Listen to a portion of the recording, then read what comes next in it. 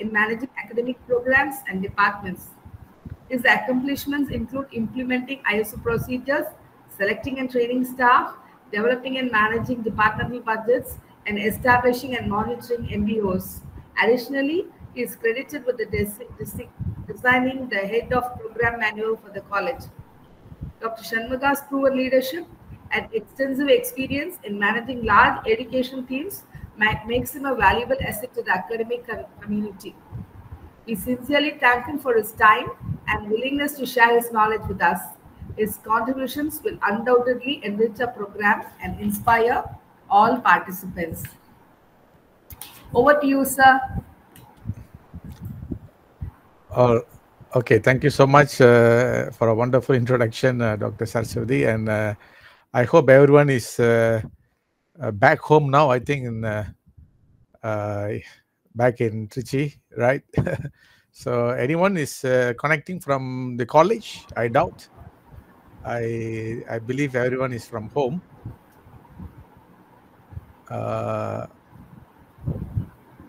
My voice is audible? Yes, sir. Yes, okay. All right. Okay, let me share my screen and I will just pick up. Okay.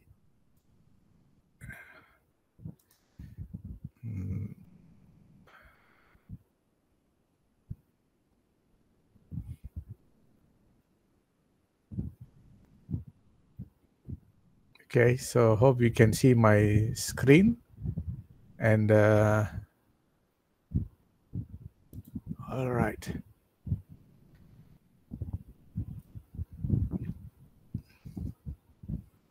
Okay, this is the slide I've sent earlier. I hope all of you have a copy of the slide. And so we will share it only at the end of the program, sir. Okay, right. Thank you, but you can see my screen, right? Now?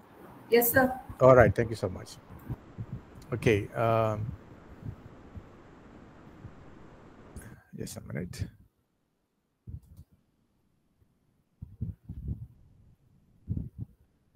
I'll just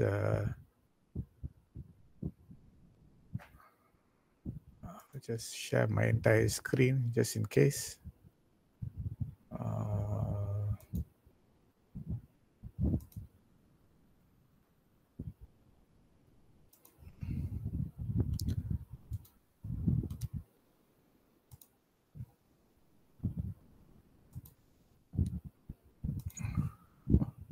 All right. Okay, so first of all, thank you for giving me the opportunity to share my knowledge on this topic, women in cybersecurity and disaster management. The title is a strategy framework for sustainable safety. What is my connection to cybersecurity? Me being a person graduated from computer science degree, I have been also teaching cybersecurity courses. My reason one, teaching the program such as network security, information security, and I'm teaching this kind of subjects for cybersecurity major students as well as business information system students who they are majoring in business information system as well as business management, and they do take subjects like information security. So I teach security for business students as well as network security for cyber security technical major students. And I always have very few girls in my class, and in fact I was trying to invite two of my graduates. They are busy, actually. They are having a on call right now, otherwise they could have joined with me right now. So I thought of just asking few questions from them.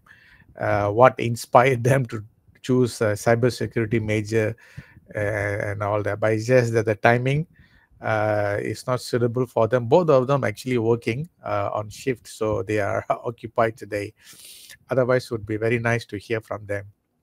So one thing I have to admit that first of all, based on my experience in Malaysia, the number of students taking cybersecurity courses, degree courses, are very, very few. In fact, 1 out of 15 students only we have female studying. Majority of students are, of course, boys. They are always being landed in the technical jobs. So since the number of female graduates towards cybersecurity is getting lesser, the industry here in Malaysia wants to increase the number of female graduates in cybersecurity sector, and they always reach out to me, and few employers, few prominent banks, they know that I'm teaching network and security, all that. So they always personally reach out to me and asking me to send or recommend female graduates to them. I always tell them we have limited, but they have been highly sought after, I should say. And in fact, there are a lot of programs now in Malaysia. They are running like companies like Dell Malaysia. They encourage women in IT, women in cybersecurity.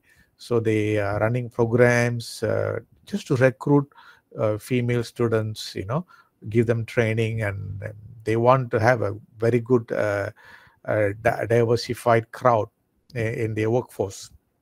And slowly I can see, based on my personal experience in my college right now, the number of students especially taking IT courses started to increase.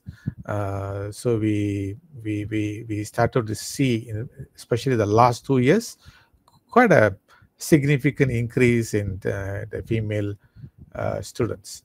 So that's the status of my analysis of female students studying cybersecurity in my college. Inti, as you know, that I have visited your campus, and probably that time not many faculty attended, very few. I think just 2 to 3 faculty. So many of them probably might not have seen me. So probably this is the first time you're hearing from me. But I hope that this session is useful to you. And for me, I am taking this session as more like an exploratory session with the faculty, since it's a faculty development program. So I want to start actually from, but anyway, just to, before I move on to the next slide, I studied my degree in National College back in Trichy. I graduated 1993 actually. So after that, I'm a Malaysian, so I came back to Malaysia to further continue my studies and jobs and things like that. So I've been in the college for 30 years. So I teach various programs, and in fact, in the last 10 years, I've been teaching a lot of network and security. At the same time, digital marketing also. I do deal with business students for information security. So that's my very brief. And now I started to give, I started to share my knowledge with the students outside of Malaysia. And in fact, I have also given talk to students in Australia. Previously, the university known as University of Wollongong. So, and of course, even recently, I gave a talk to National College online. I do share my knowledge, the insights right now, what's happening in Malaysia, the curriculum, and how do I teach, so I share towards faculty development also. Right, so let's move on to the next slide. So anyway, these are the objectives and outcomes I set for today's training. Address existing challenges and provide actionable strategies for improvement. So we're going to pick up what are the existing challenges towards cybersecurity, especially among the women, sector, and advocate for inclusive leadership. So how to encourage women to come forward to participate in cybersecurity and disaster management. So quite a number of case studies I have for you. I will share. And also the outcomes for today is you would be able to understand the global trends, challenges, and strategies to empower women, why we should go into, why women should play a bigger role, a major role in cybersecurity and disaster management. And of course, the takeaway, the practical actions for promoting gender diversity and leadership in the respective fields. So how are you going to move forward actually from here? So I'll probably give you a little bit of pathway, and hopefully those will help you to take it further. All right. So before we move on to very high level cybersecurity, all that, I just want to share very briefly just about security first. But before I move on to this slide, anyone here from IT faculty? Anyone from computer science faculty here? Would you be able to speak if there is anyone? Or completely business faculty? It is a mix of computer applications, IT, and management faculty and research scholars and students. All right. Okay, great. So for the benefit of all, I want to just start off with these fundamentals, and perhaps the faculty from computer science, IT, they may know this, but I want to share the recent attacks in Malaysia. You can see here, this is our database, 13 million voters from the Election Commission. The complete database was leaked back in 2022. And it was really a great surprise to many of us that our personal details have been leaked to dark web, and even to the extent of, if you look at it, customers of Maybank. Maybank is one of the most prominent banks in Malaysia, and Astro is like Astro Malaysia is like Sun TV, let's say, for example, a very prominent TV provider. So their details also have been, the customer details of Maybank, the customer details of Astro also been compromised. So you can see the My Card number. This is, in Malaysia we call this our IC, identification card number. Those are very critical numbers. The personal addresses and mobile numbers. So all these have been actually compromised, right? Have been leaked.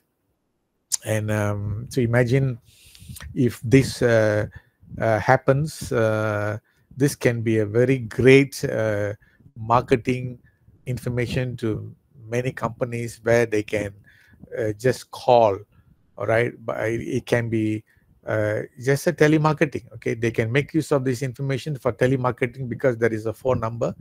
So you will get anonymous calls, you get anonymous SMS, WhatsApp messages. People will just simply add you to telegrams and things like that. So that is the effect of this massive database being leaked.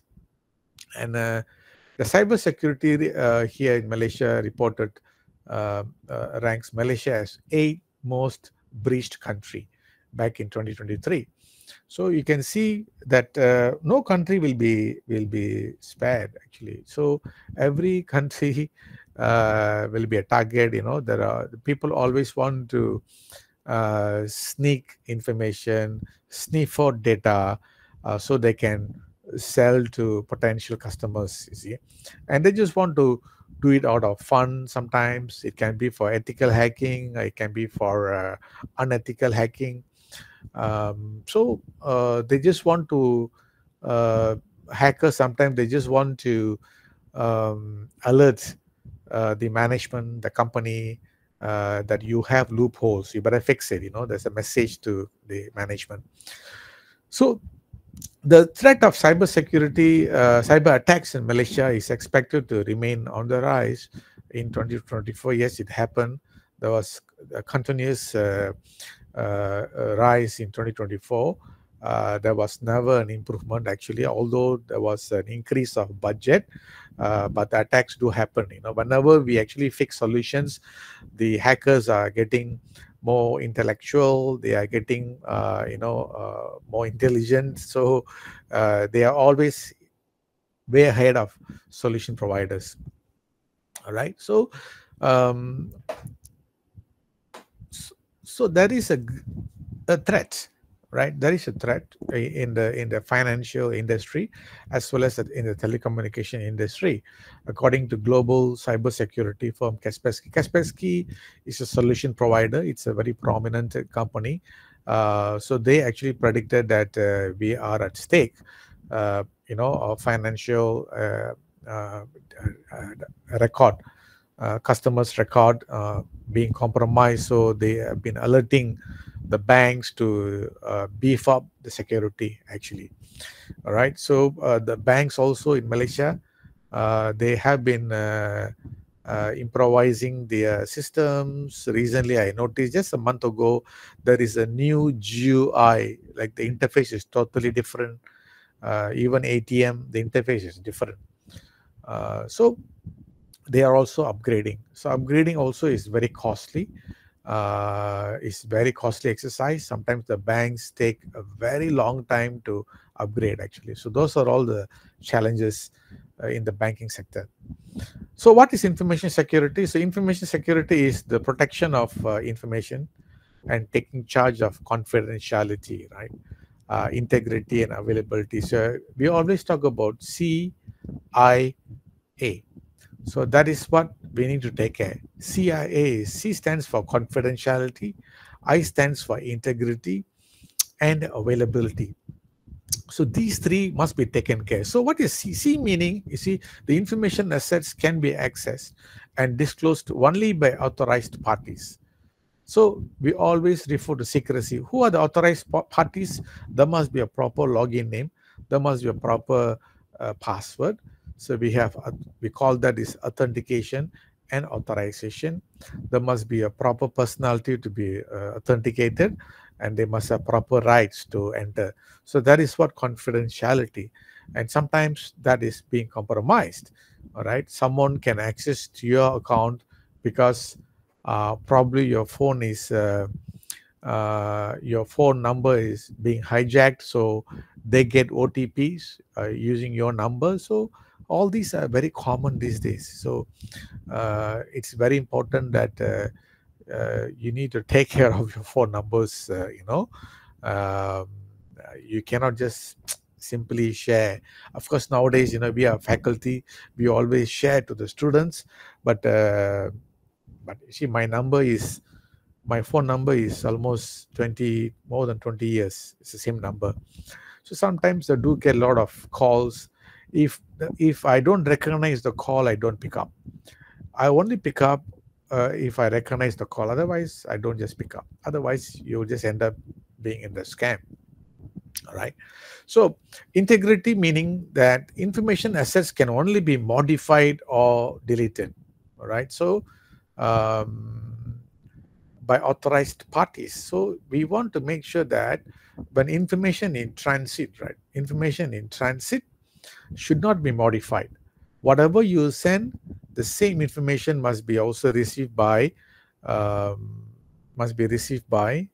recipients. All right. So integrity is very, very important. If imagine WhatsApp, look at WhatsApp. WhatsApp, they say that, of course, is end-to-end security, meaning whatever the sender is sent, up to the receiver receiving, the entire channel is encrypted. So that is what, to maintain integrity actually. So availability is the information assets are accessible to the authorized parties in a timely manner. That is very important, because imagine WhatsApp is down for a few hours, or Facebook is down for hours. People think that something is not right. That means information is not available. So there is a compromise of information being available to people. So that means there is an attack towards availability. So so these are the three that we should always take care: confidentiality, integrity, and availability. Availability meaning information must be available at all times, 24/7 actually. Imagine a bank closed down or shut down 30 minutes per day. So if you calculate 30 minutes per day, what is the percentage of uptime? We call that availability time. What is the percentage of availability time per day if the system goes down 30 minutes?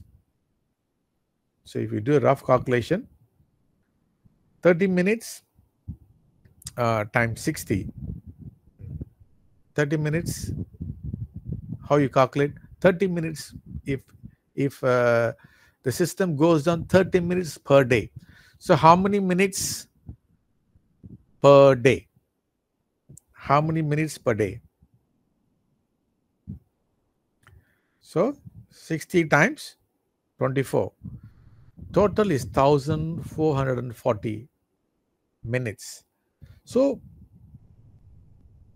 if you calculate just simply 30 divided by 1440 times 100, okay, is 2.08. So 2.08 meaning 2.08% downtime per day. That means the bank provides solutions, availability solutions, only for 97.91% uptime. Remaining 2.08% is downtime. Okay, but of course, moving forward, we want to make sure that there is no downtime. But banks usually establish downtime for maintenance reason. As I said, moving forward, we also want to cut down from 30 minutes to 5 minutes. So we want to increase the availability time. So that is very important when it comes to information security. All right. So now we need to, talking about security, first of all, we need to identify the assets. The assets are very, very important. We need to take care of people. We need to take care of procedures. We need to take care of data, software, hardware, and network elements. All these are the assets. So whatever that we do, whatever policies that we we bring up, to take charge or to implement, we always look at these assets. So who are the assets in Indira Gandhi College, SIGC? Of course, people, faculty. We must take care of people. People, how they actually how they make use of the software. What is the security training given to them? Any cyber security given to them to change the password? A very simple password security. So all that is part of the cyber security education training. So we need to take care of all the assets including people, trade secrets, procedures, hardware, software, and all the network elements. That includes your Wi-Fi access points. You may have network devices. Everything must be taken care. So in the most general sense, an information asset is any asset that collects, stores, processes, or transit information. If you actually store your grade reports in a particular server, or you keep it in the PC or laptops, and those have to be taken care. Those have to be encrypted. Those have to be properly dealt with. Otherwise, if there is any leakage, the entire reputation of the college will be at stake. There are a number of cases in US. Grading systems, students grading systems have been compromised, the change of grades. And imagine if those things happen, there is a bad reputation towards the university. So we need to make sure that we put things in place to make sure the grading system is really, really protected.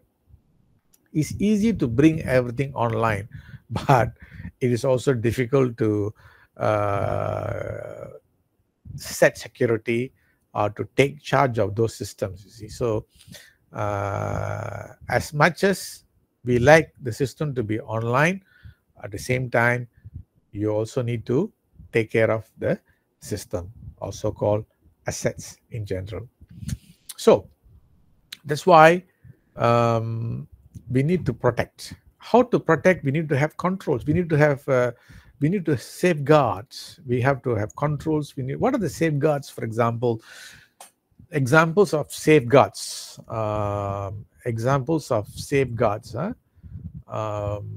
Like, for example, like firewalls, okay, softwares, and you may have like a simple encryption. So those are all actually safeguards. Antivirus. If you have an antivirus in your college, on your laptop, those are all safeguards, a sort of safeguard controls. So to make sure that the controls are in place, so it's not harmful to the institution, all right? And if you pick up this definition here, is very important. Preservation of confidentiality, integrity, and availability of information, which is very, very critical. So as per the ISO standard,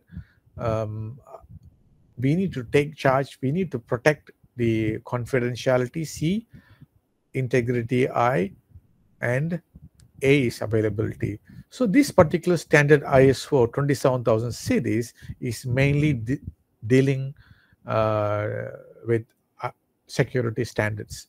So to make sure that the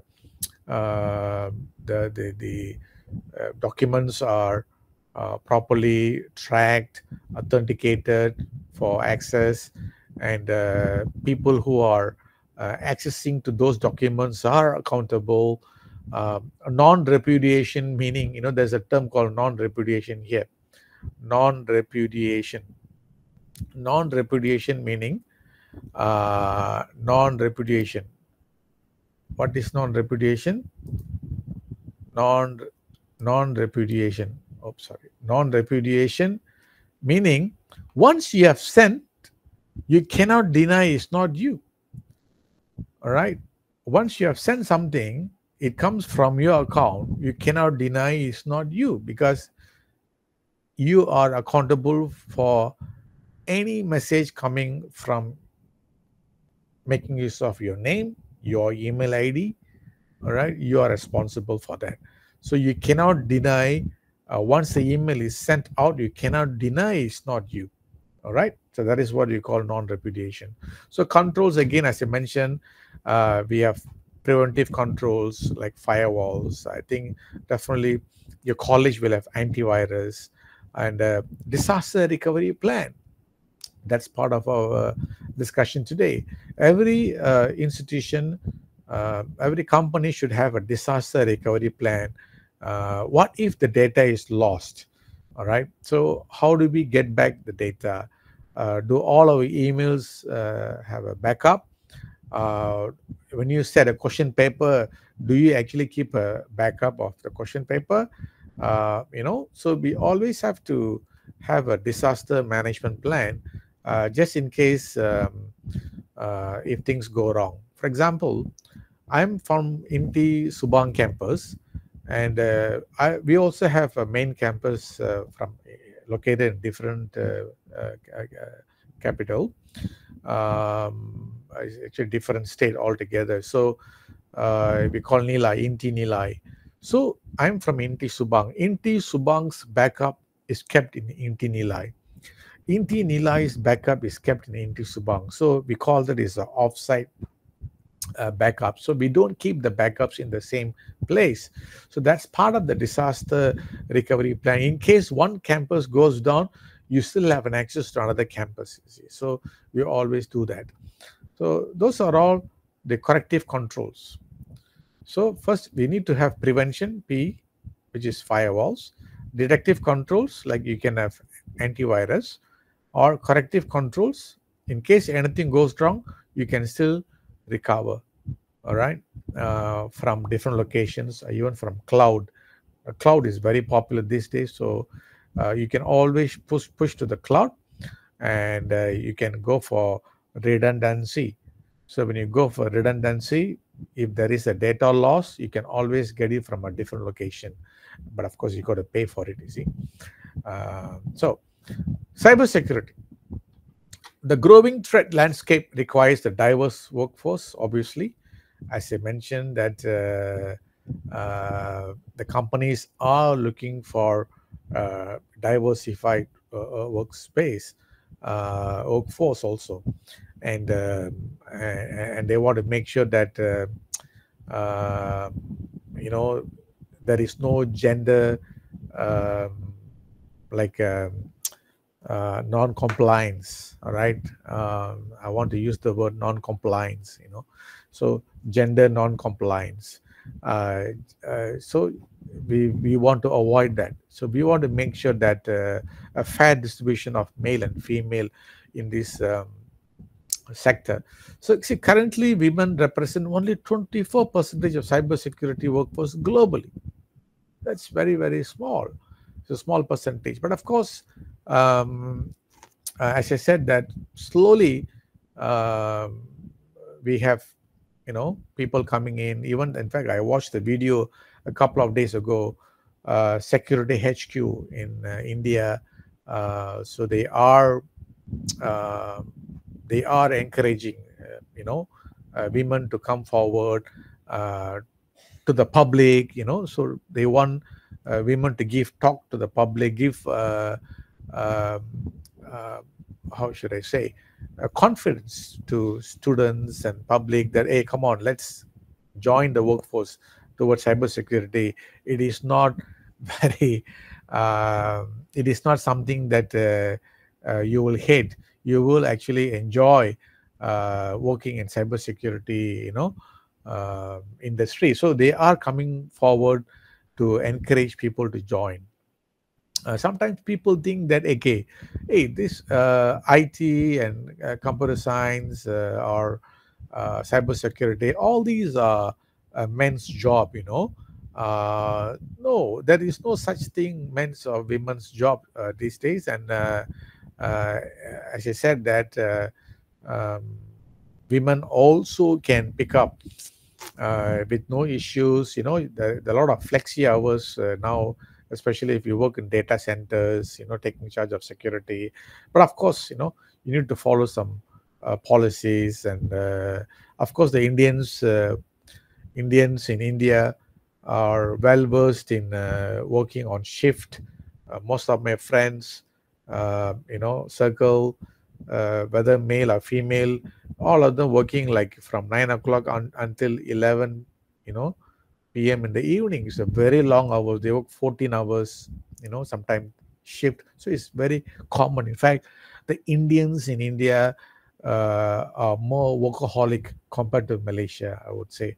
Malaysia, we still practice a lot, like 9 to 5, 10 to 6 jobs, All right. So, so that means Indians can be easily adaptable to this kind of work culture. And of course, disaster management, women, for women, disaster management is very easy. Okay, so if you go back, look at our roots, how our grandparents, grandmother, or even mother how they actually plan. They always have like a undial, right? Undial is a very good example. So they always keep the backup money just in case anything, any emergency reason, they know where to take the money. So mothers are always good in keeping backups, all right? So they know, in fact, how they can easily manage a disaster. They are good in fact, sometimes based on my personal experience, I say women are much better off handling disaster compared to men, actually.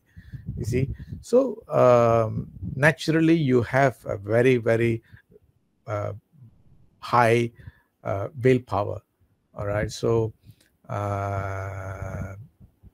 that's why let's no doubt, without any issues, women can be always be accepted. Women can be always be encouraged into this industry.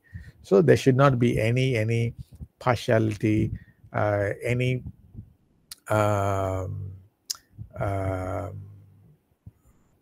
non-compliance, when it comes to workforce. Now, challenges faced by women, gender gaps, of course, certainly in technical areas, because limited access to STEM. STEM is science, technology, engineering, and maths. In Malaysia, it's a very, very small percentage of students, female students, studying STEM. STEM means science, technology, engineering, and maths. All right. So for STEM education, usually a lot of boys studying. Okay. So because they think that engineering is for male, civil engineering, let's say if you take civil engineering degree course, very rarely you see females. Most of them are boys actually studying. So there is this stereotype. There is a stereotyping that these are the jobs only for men. It's not like that. So the whole world now encourage women to really join STEM education: science, technology, engineering, and maths. They want people, so you can actually pick it up, encourage women from the college to join more technical courses. So this is what you call stereotypes about women's leadership capabilities in high stress environment. So sometimes people think that lady boss, the way they treat people, they're different, they are very stressful. That is a very stereotype kind of message going across. There is no such thing actually, right? So when it comes to leadership, there are different styles. Men has a different style, women has a different style. But as I said previously, women, based on my personal experience, they're always very firm. They know how to handle things. They're very cool. They do plan properly. They are not last minute people. Sometimes men can be last minute. Personally, for me, I do things best in the last minute in the past. But now I also started to plan things way ahead, you see. So men sometimes used to be very last minute. Women, they usually plan very nicely. In a day, how much they can do, they will only do that. Because women has multiple hats, right? You work, when you go back home, you have other responsibilities. You're taking care of children, taking care of spouse, you still have to cook. So you see, it's really multitasking. So that's why they plan. They plan what to do on for the week, all right? So they really plan. So planning wise, they are good. So that is just a stereotype that women leadership is questionable, so that is so women in leadership roles face significant bias, limiting their growth in these fields. So that's what the research says. But as I said that the reality is different. There is a paradigm shift. There are more women leaders are coming, and soon I'll show you some of the examples. Even in India, more women are coming forward to cybersecurity and even handling disaster management. So cybersecurity initiatives by women-led teams in India, you see. So there is a program. In India exclusively for women. So probably people can join. Women certainly can join that particular program. So you will not be missed out of any cybersecurity initiatives. So and also have a case studies of disaster response by women leaders in Southeast Asia. So I'm going to read a couple of case studies for you, right? And yeah, so we need to, this is what promote STEM education and cybersecurity certifications for women. Can you Google this? Cyber Shiksha in India. I'm not sure whether you have come across this. You can search this, Cyber Shiksha. Let me pick up that. Cyber Shiksha. Cyber Shiksha program. Okay. A joint skills initiative with Microsoft. Can you see my screen? A women on a mission. See that? Cyber Shiksha. So there are success stories. You see, DSCI in partnership with Microsoft and in support with information security education awareness. So of Ministry of Electronics and IT launched back in 2018. So maybe many of the people would have missed within a year, right after a couple of years. So we were in pandemic due to COVID. We missed a lot of things. So check it out. You see, in 2021, after a successful run of initial cybersecurity training, privacy module for women on break was rolled out. So they give a lot of Cyber Shiksha fundamentals program where you can also join. So this is to bridge the gap, right? This is to bridge the gap. So I will certainly, I'm not sure whether your college can be part of it, but please do explore. You would be able to, see under Cyber Shiksha, there are quite a number of programs here. Certainly, it will be very, very beneficial for women. Anybody come across this? Did anyone come across this? Just want to ask you.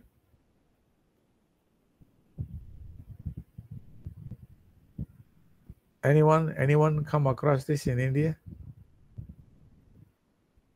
So there are a lot of opportunities, certainly, correct?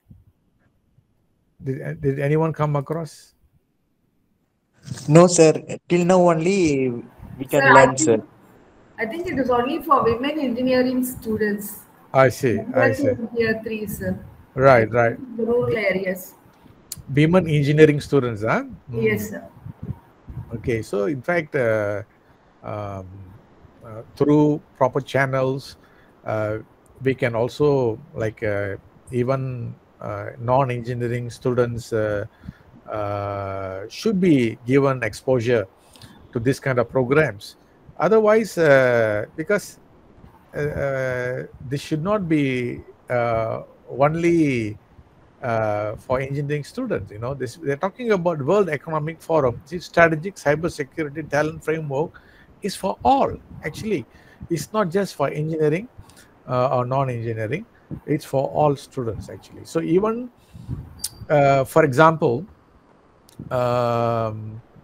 fundamentals of cybersecurity, like whatever I mentioned just now, Those are all fundamentals of cybersecurity. Everybody should know. Much more women just got to make sure that they know. So you can't be ignorant, you can't be ignorant, you can't be innocent. So we have to educate people across gender, actually. All right, across gender we need to educate. So just give a shot. And in fact, if you ask me, okay, I just want to, my proposal will be cybersecurity. All right, cybersecurity program to start from school, to actually begin from school. Then from school, you got to bring to college, from college, or of course a university, all students. And not only students, I'm talking about both students and staff must be trained right from school. That means you don't miss out anybody. In India, everyone is studying, regardless of medium of instruction, whether you're English medium or state board or central board. All schools must go through cybersecurity. Okay, I would be strongly recommend to the Ministry of Education to include cybersecurity as part of the course, awareness course, right from different school, your primary school, your secondary school, college, so that they know the objective is how to avoid being in scam. They must know. They must know what are the do's and don'ts. We need to teach them do's and don'ts. So cybersecurity is not just at the highest level here. Cybersecurity should be encouraged to learn right from school all the way to the university. Then only our society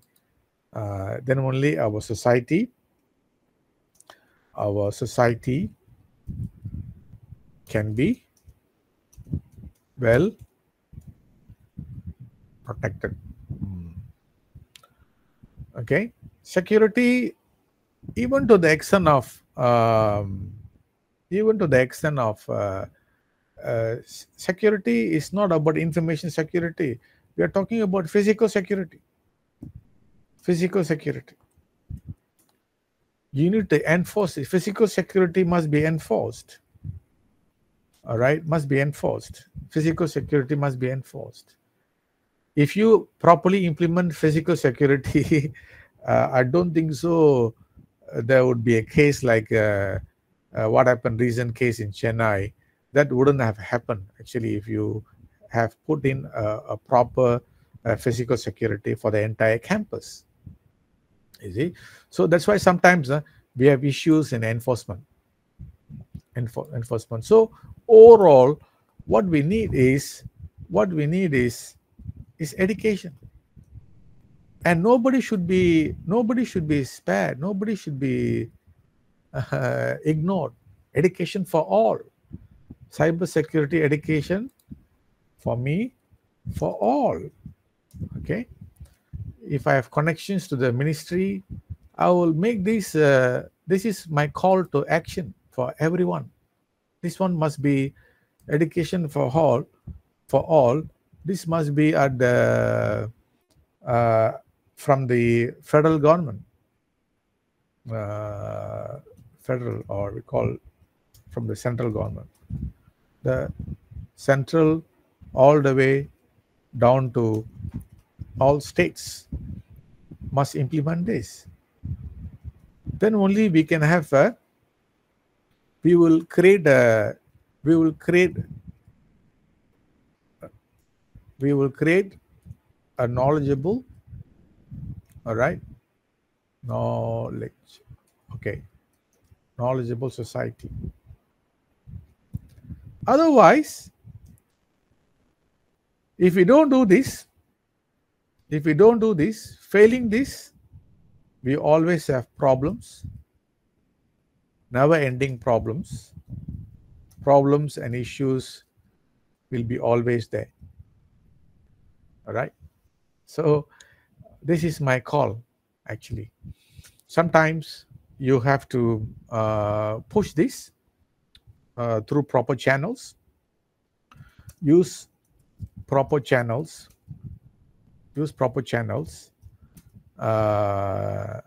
to reach out to higher ups.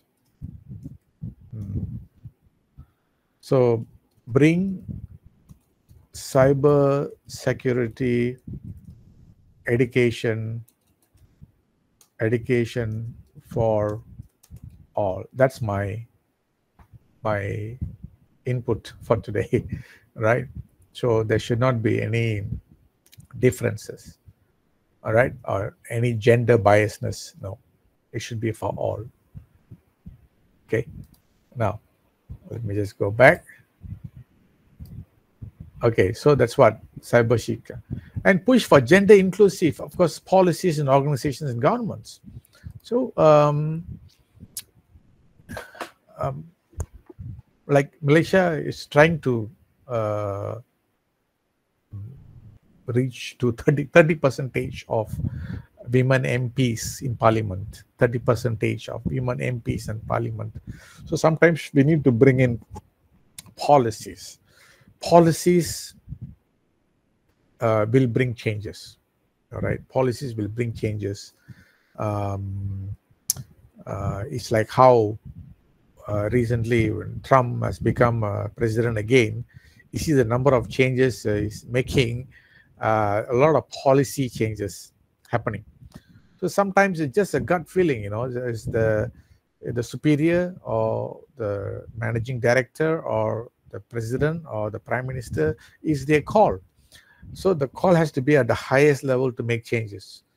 So we cannot do a lot of changes, but we can make proposals. We can create an impact at the ground level.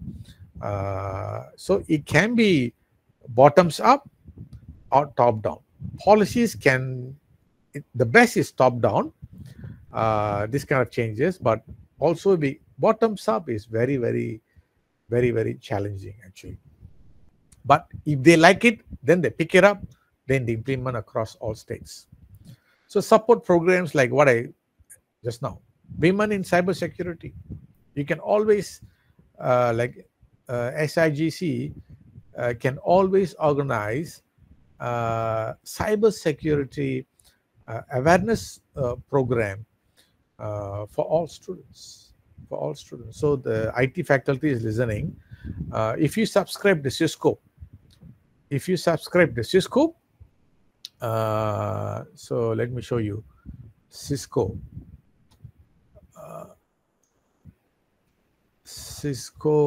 Okay, yes. Cisco. I show you an example of the programs available under Cisco. So I'm also an authorized trainer. So being an authorized trainer for Cisco, I can teach quite a number of training courses here for students. Let me show you this quickly. So if your college is subscribed to Cisco, then you see my classes here. Then you can pick up all this. This is cybersecurity. You see, cybersecurity, introduction to cybersecurity. See how many students have already been enrolled. This is at the world level, right? So they enroll. introduction to cybersecurity. Look at it. This is just 6 hours only. So, and it's free. I can actually, like as I said, me being an authorized trainer, Shamuga, I belong to this college, and I can always teach students 6 hours, beginners. It's about cybersecurity. So, but this is not just for students. What I'm saying is, it's also for staff. But staff, once like a group of staff is trained, that's it. They are cyber. They get a badge. They get a badge, verified badge, course badge. But students always very dynamic. Every year you get new students, and they must be always trained. That's what I'm saying. Actually, this kind of courses, not just for college or university students, we should start this slowly, awareness right from school.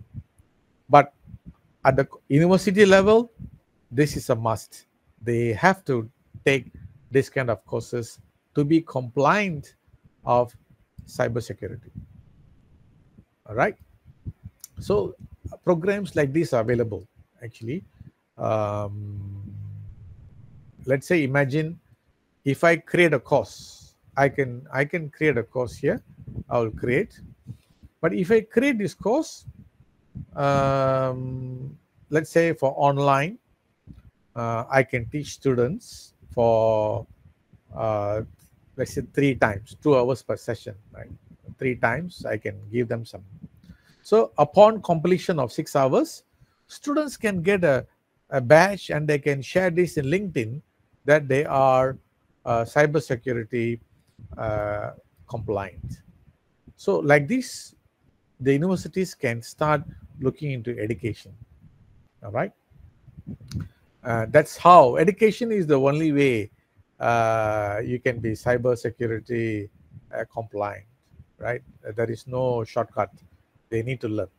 Whether you're a faculty or students, they have to learn properly. All right. Yeah, that's what I'm saying here. You see the last point, equip women with access to tools and training. We need to give them training for disaster management, not just for cybersecurity, disaster management also. All right. So maybe you can find out back in India, anybody is like, you can subscribe to free courses, and and make it compulsory. That's what I'm saying. Make it compulsory, so everybody will undergo that. All right. Now we have case studies. Yeah, women-led cybersecurity defenses. It's a very huge. Maybe I just want to briefly share. But do you have any questions so far? Are you okay? Any questions so far? Would you like to ask any questions? Any questions so far? I hope that you are picking up something from me today. See, women-led cybersecurity defenses against ransom attack in Europe. Women for Cyber. Women for Cyber is a non-profit European foundation dedicated for promoting and supporting women's participation in the cybersecurity field. What is a non-profit European foundation? Women for Cyber. Okay, so you have that. And so programs like that, where you can launch, maybe you can launch within like a Trichy district first. At the district level, you can actually pull in all the women's college. Then you can have like this kind of women for cyber. All right, so that would be great. So I'm not sure whether you have such program right now, but you can start thinking about it. And then we have post-tsunami recovery projects by women in Indonesia. Also is a very good case study. So imagine following the 2018 earthquake in Indonesia, only the women leaders, they establish a community and they reach out to all the survivors. Actually, women handle that, and they set up kitchen. They set up kitchen for urgent needs. They actually cooked, and then they had a healing center and a solidarity center for people who affected in tsunami. That was also quite recent, 2018 actually. All right. And also Kerala floods, if you look at it, that's a case study, women officers leading disaster relief during Kerala floods. This person got TV Anupama, all right, as a district collector of Thrissur.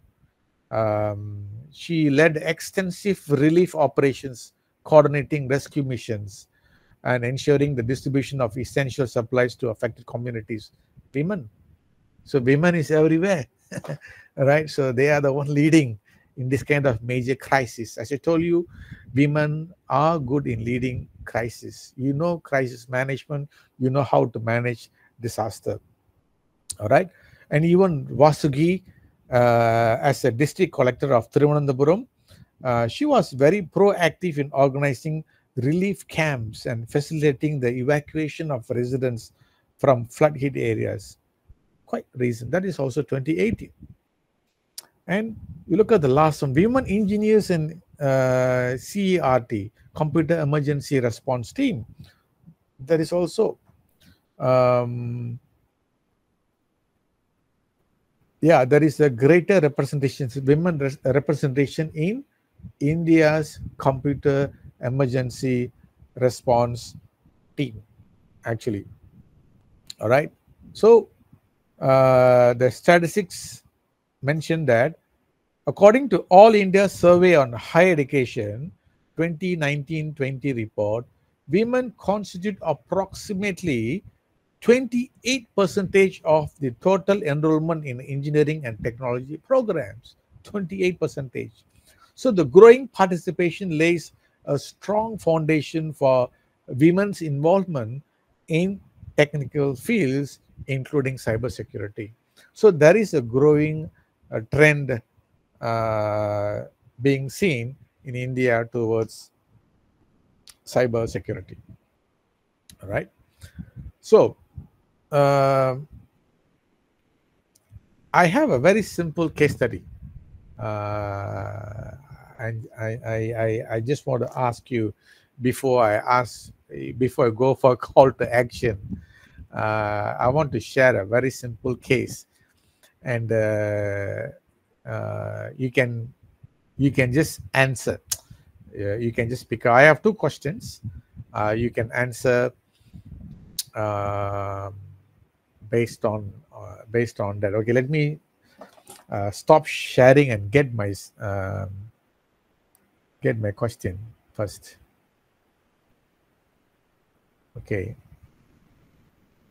Wait a minute. I have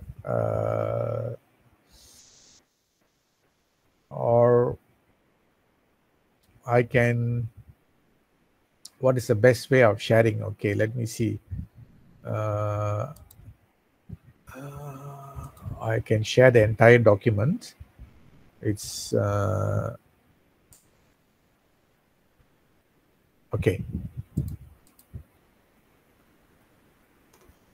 Okay, let me share again.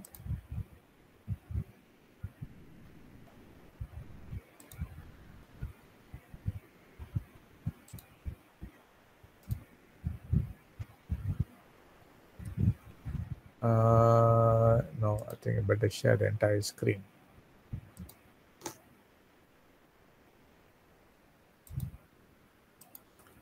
Okay, just a quick case so you can reflect back. Okay, here.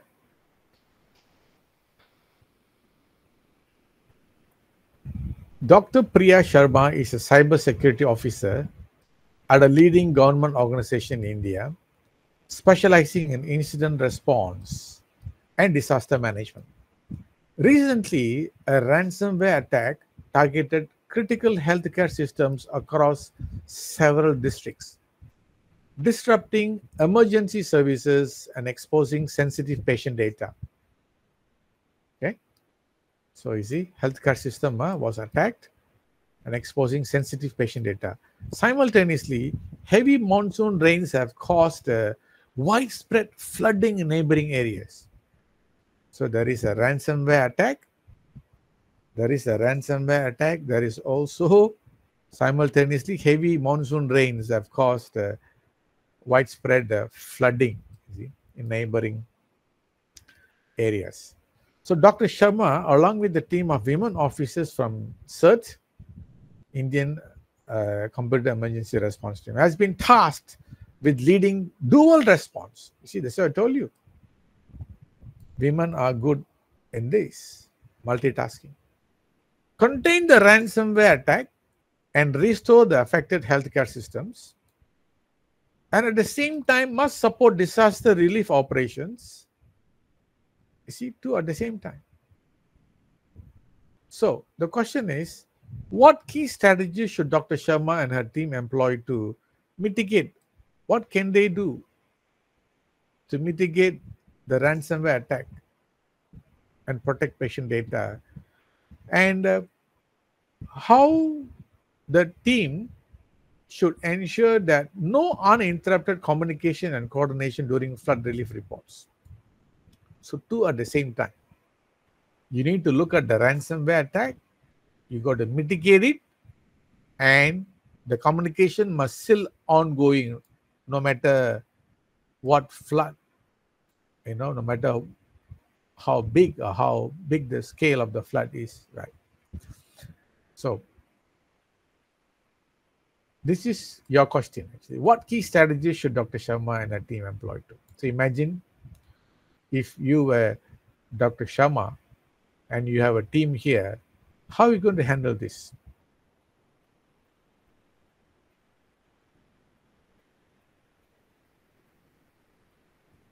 Just a quick 5 minutes thinking. 5 minutes thinking. I can copy these, okay, and I can use the chat. I can just, okay.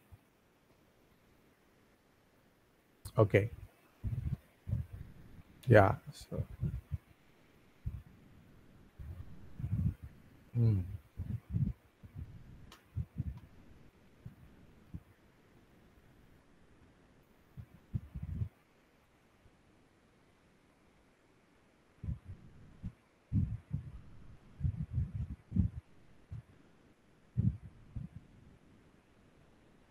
yeah, so you're right.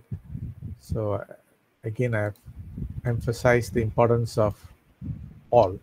Okay. Yeah, so Mageshwari responded, data can be taken from the backup or from the cloud storage. Let me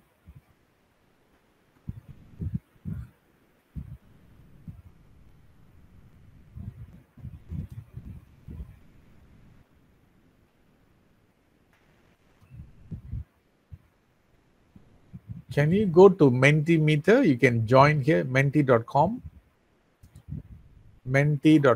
and use the code. Have you used this before? Yes, sir. In FTP, we have used it. Okay, right, yeah. So just a very, very quick answer. The question is this: mitigate the ransomware attack. This is the first one, actually. Yeah. Can you please share the code, sir? FT code. The code is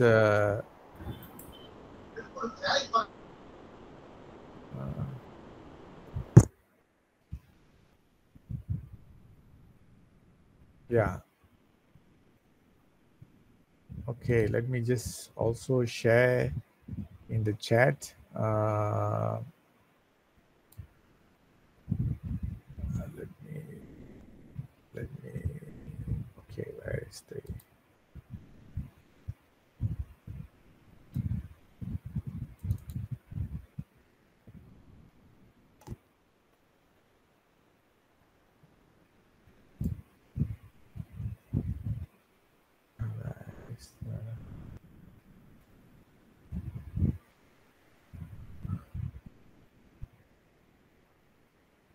okay, wait a minute.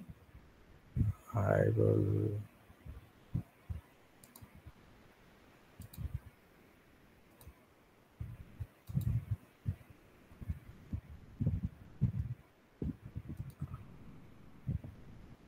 Okay, do you,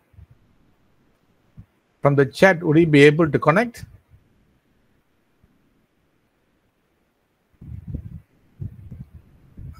There's a link option, so I'm giving you the link option.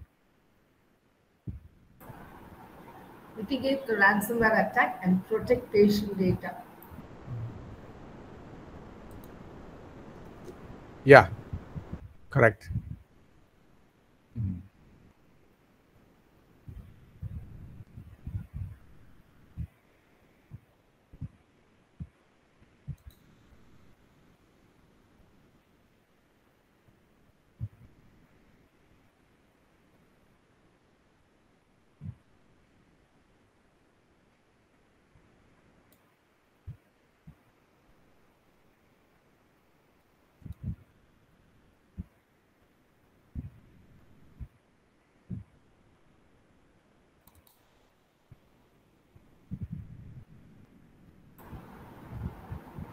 Okay, so we have one response coming up.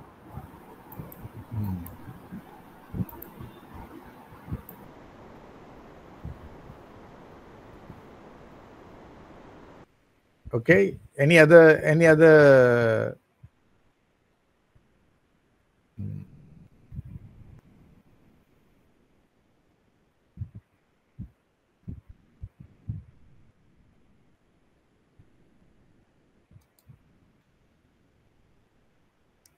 response?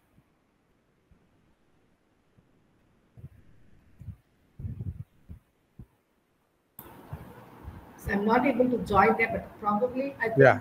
we have to contain the whatever is the infection or ransomware, and then initiate the protection protocol. Okay. As they rightly pointed out, recover data from the backup, and then complain to the cyber security agency and try to bring in some legal enforcement. And then probably we should inform the healthcare administrators, patient, and everybody concerned so that they don't panic. Then finally, post all this, probably conduct an audit and find out what really went wrong. And as a corrective action, probably we can go for multi-factor authentication.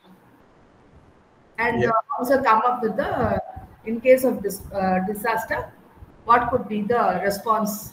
So probably we could develop a SOP for that. And post that, we can, based on the SOP, we can train the staff so that they know what is a phishing mail or what is a cyber attack and then how to counter it. This is all from my end, sir. Thank you, sir. Very good, very good. In fact, your reply is almost a very perfect, plan on what to do. Usually, people do not know what to do if there is an attack like this. So that's why if we have a disaster recovery plan, we should have a disaster recovery plan, incident response plan. All right, so these two are very, very critical. Let me just pick up my notepad. Okay.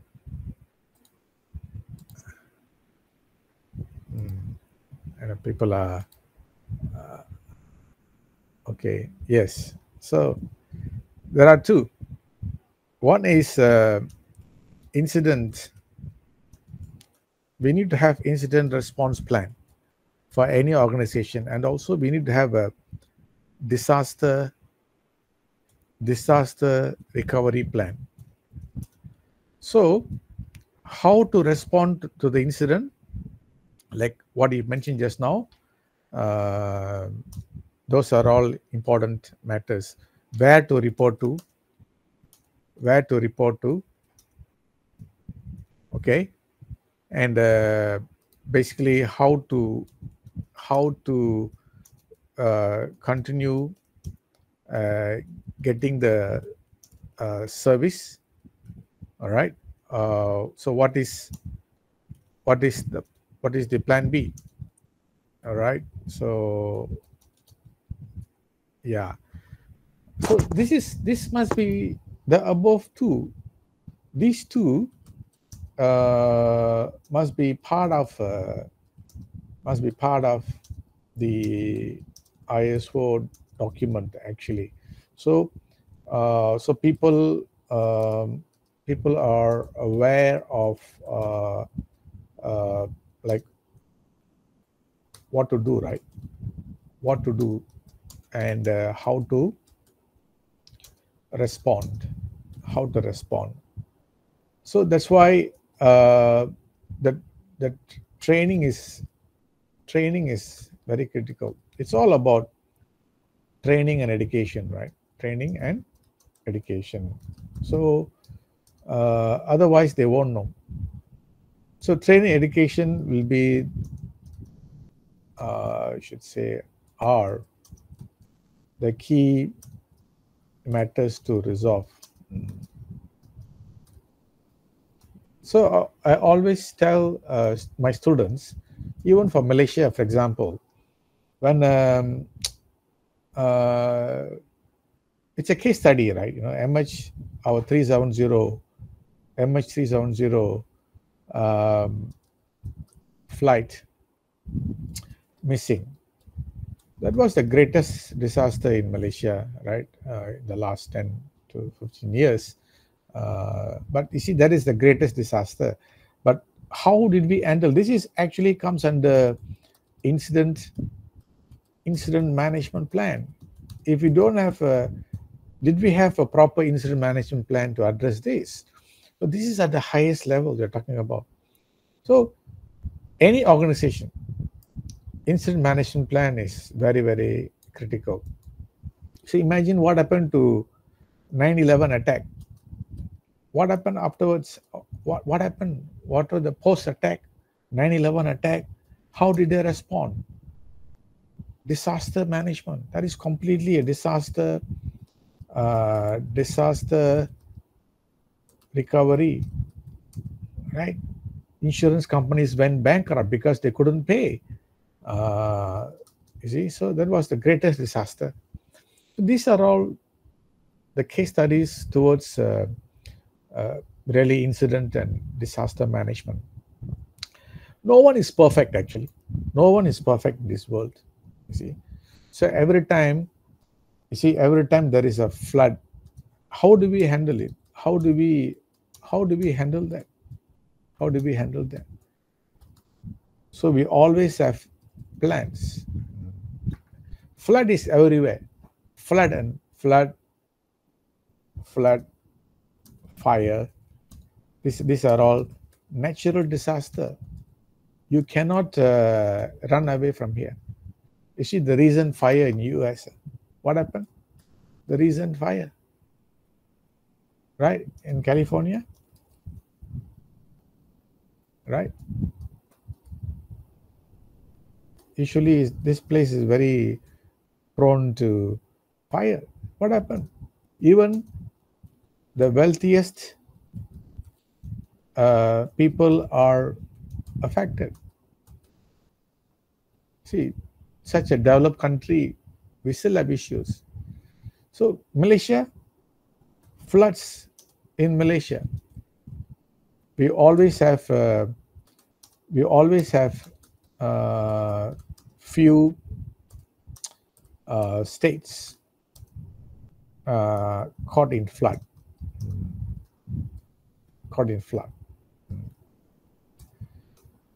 So 3 years ago in Malaysia, the flood, in fact, many cars many cars were affected. Okay. And people spent a lot of money to fix the cars.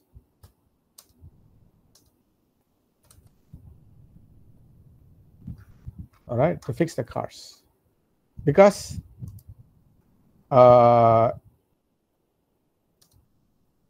no insurance coverage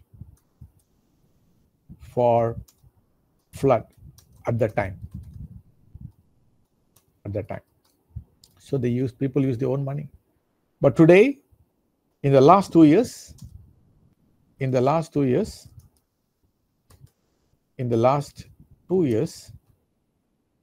we can buy car insurance that includes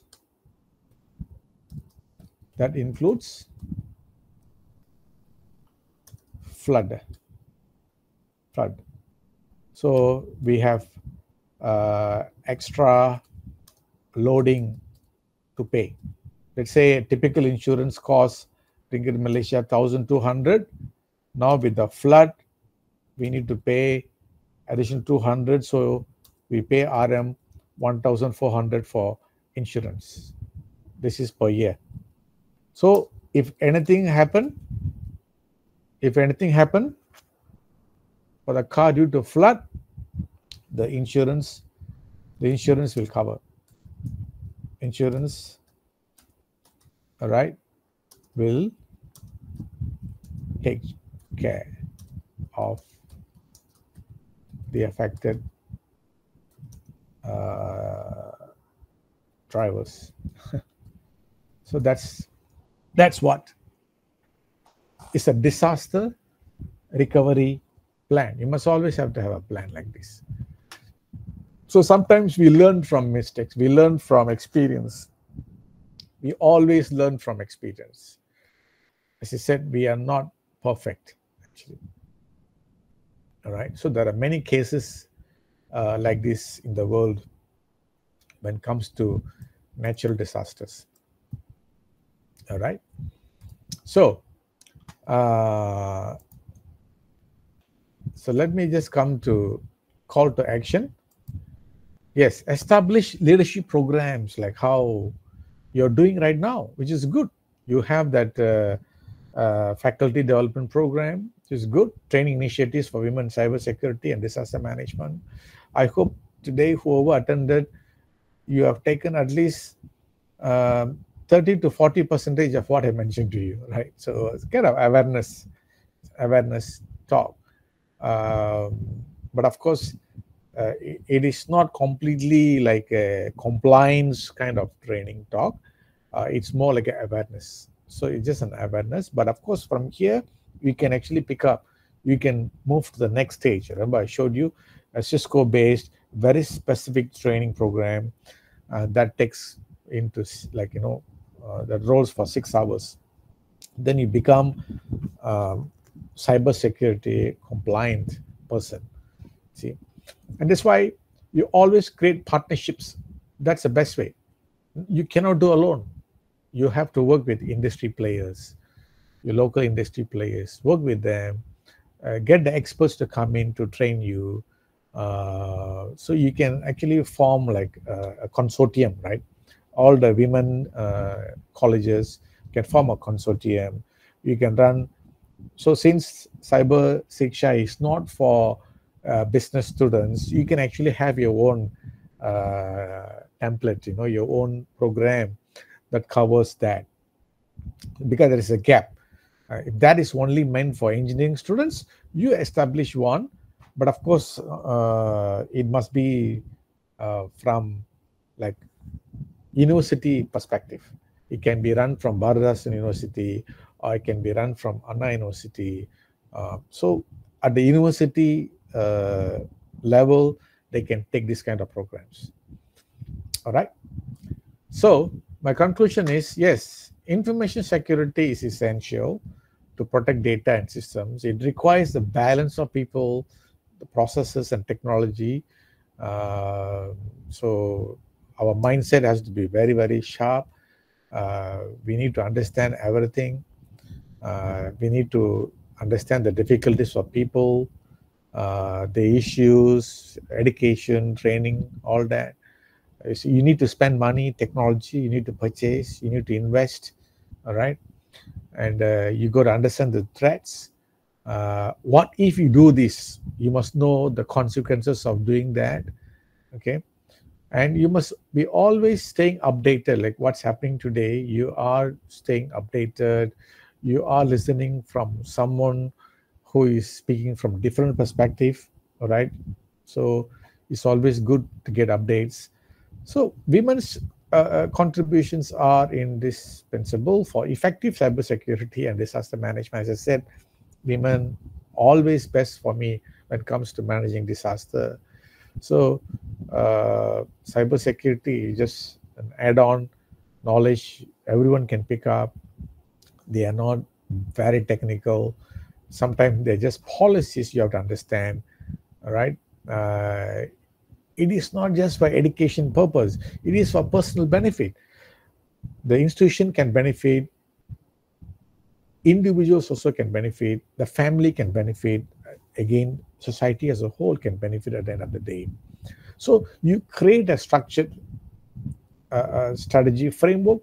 I've already told you the structured approach is, this is the best way I can think of. You know, you got to start right from school. If you cannot start from school, start at the university level. Students are studying for 3 years or 4 years. You know, slowly you educate them. So when they graduate, they are cybersecurity compliant. So you can actually say that SIGC is the only college producing graduates with cybersecurity proof. All right, so you can actually create that kind of reputations in the society. All right, so with that, these are some of the references I used for today's presentation.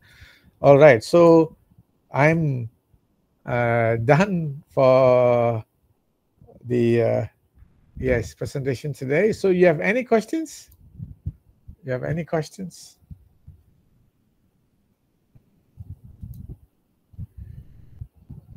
Now it's, yeah, exactly 10 o'clock, 90 minutes. Good.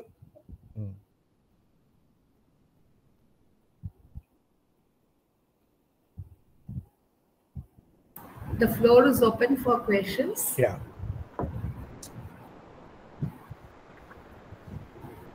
Hello, sir. Yes. Good evening, sir. This is Good. Daisy.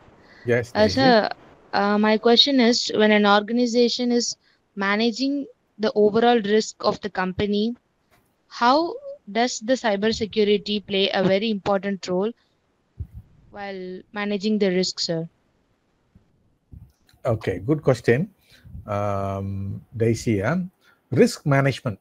Risk management is part of cybersecurity. Risk management, we cannot differentiate risk management and cybersecurity altogether. So let's say before we put things or before we bring in solutions, we have to identify the risk. All right, identify the risk of an organization. For example, like in your campus, is there any way that someone, a third party, can just come into a campus? That is part of the risk management. I'm talking about physical security. Physical security. So we identify risk like that. Risk identification is step one. Okay, cybersecurity is a solution, that is the later part. Risk identification is step one. So we cannot split these two. We always identify the risk of an organization. We quantify the risk, we calculate the risk. There is the risk calculation. We calculate the risk, and then we have to propose the solution, and we need to justify whether the solution is justifiable, right? Whether the solution is a foolproof to fix that particular risk. For example, let's say,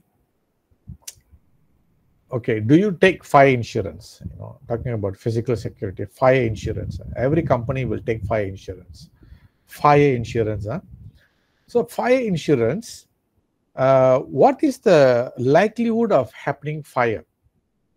The insurance companies always calculate, okay, once in every 25 years, there is a likelihood of having a fire. It can be a small scale, it can be a big scale, actually. Scale doesn't matter. But 1 out of 25 years, there is a likelihood of having a fire. So that is the risk management calculation you do. If the campus is old, if the facility section is old, and if you see a lot of files, hard files, then there are chances of having a fire. That's why you buy fire insurance, so you cannot neglect that part. So my answer to you is, you always identify the needs. You always identify the risk first. So you cannot, it's not like a manager wants to just look at risk management, don't want to look at the cybersecurity. It doesn't work like that. All managers will have to include both risk management as well as cybersecurity. As I mentioned very clearly just now, risk management is the first step. Cybersecurity is the solution towards risk management. So risk management got four steps. When you identify the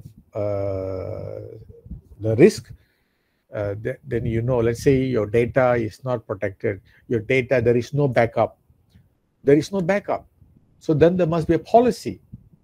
In the policy, will there be any cost involved? Then you got to calculate the cost, because you need to train the people.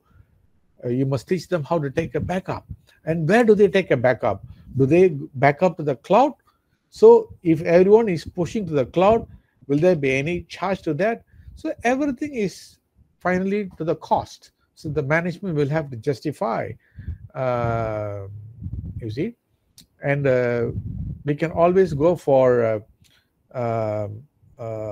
most economically viable solution instead of the most expensive solution. So if we can find the risk, we can always come up with the most economically viable solution. Cost is always a secondary when it comes to risk, managing risk, actually. Right. I hope I answer your question, Daisy. Right. Yes, sir. Thank you, sir. Yeah. Thank you so much. Yes. Yeah.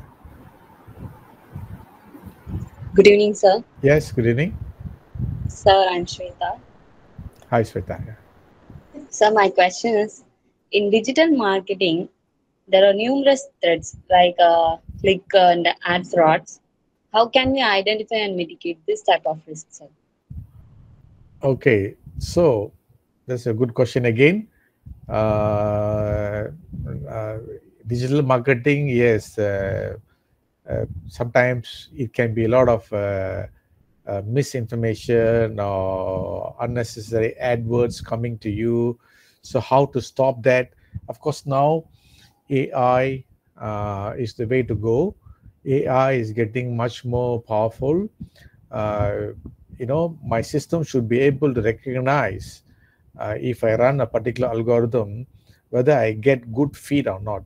If I don't want to get feed, from this particular digital marketing company, my system can actually stop.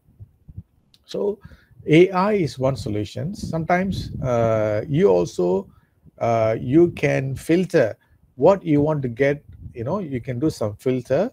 So there are softwares available to filter all the unnecessary AdWords. So that is one way. But we are also hoping to move towards a typical AI-based solution where the system can recognize what is needed, what is not needed. Whatever not needed, you just filter for me.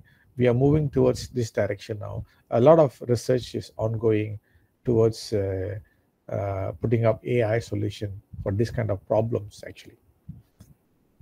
All right. Okay, Sweta? Thank you, sir. Thank you, sir. All right.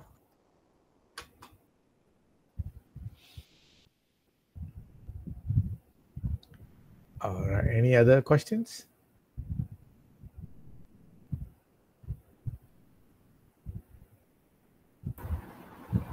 So thank you so much for the insightful sessions. Your examples and recommendations have certainly sparked new ideas for us, and we try and come up with. We look for something like Cyber Siksha for arts college students as well. And I know it's pretty late for you, and it's a weekend. Thank you very much for taking time to share your knowledge with us. Thanks a lot. All right. Thank you so much again for giving me the opportunity to always talk to your faculty members and students. I hope at least they take a certain percentage from here. Sometimes they can go and they can share with the students, even the students here, they can always share with their friends, and knowledge is always for everyone to share. So I don't keep my knowledge within myself, always willing to share to people like you all. So thank you so much once again. I hope to see in another venue for different kind of conferences or symposiums. All right. So I humbly request the participants to switch on the camera to click a picture with sir. Okay.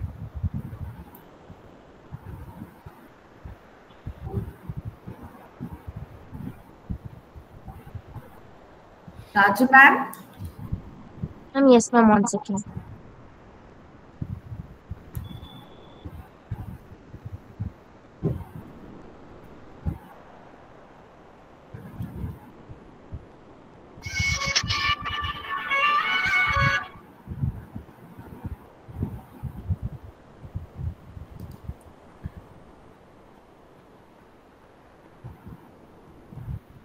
Yes, ma'am, it's done.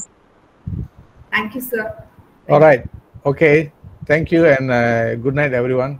Bye-bye. Thank you, sir. Bye, sir. Bye-bye. Bye-bye. Have a great weekend. All right. Thank you so much. Bye.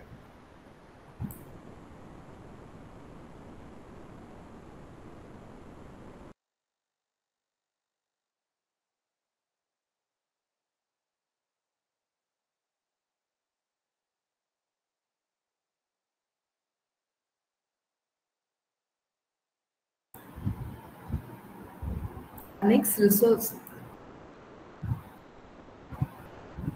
We move on to our next exciting session. We have Mr. Sivagopal K here with us from ICTAC, who's an ethical hacker and a trainer. So he is going to talk about the emerging trends in cyber security and disaster management and women empowerment. So let me introduce the speaker for you, the trainer for you. Mr. Sivagopal Kumar Das is currently associated with ICT Academy of Tamil Nadu as a leading technical trainer in the Department of Training and Development. He holds a master's degree in computer technology. He is a certified trainer in Cisco CCNA R&S, UiPath Robotic Process Automation. He had delivered quality training to more than 500 academicians and 200 students on various technical topics like UI RPA, cyber security, and computer fundamentals, and etc. And thereby he has created awareness on the vigilant ways of using smartphones and social media platforms, which is the high need of the hour. He is awarded the Best UiPath Robotic Process Automation Trainer for the year 2023-24. In addition to this, he holds a diploma in multimedia with more than 9 years of experience in freelance training, development, and administration. He had worked as a student and staff development cell coordinator and digital media administrator at reputed institutions in Chennai. He possesses the expertise and the knowledge in the fields of UiPath robotic process automation, cybersecurity, networking, graphic designing, and digital marketing. The virtual platform is yours, sir. Thank you, ma'am.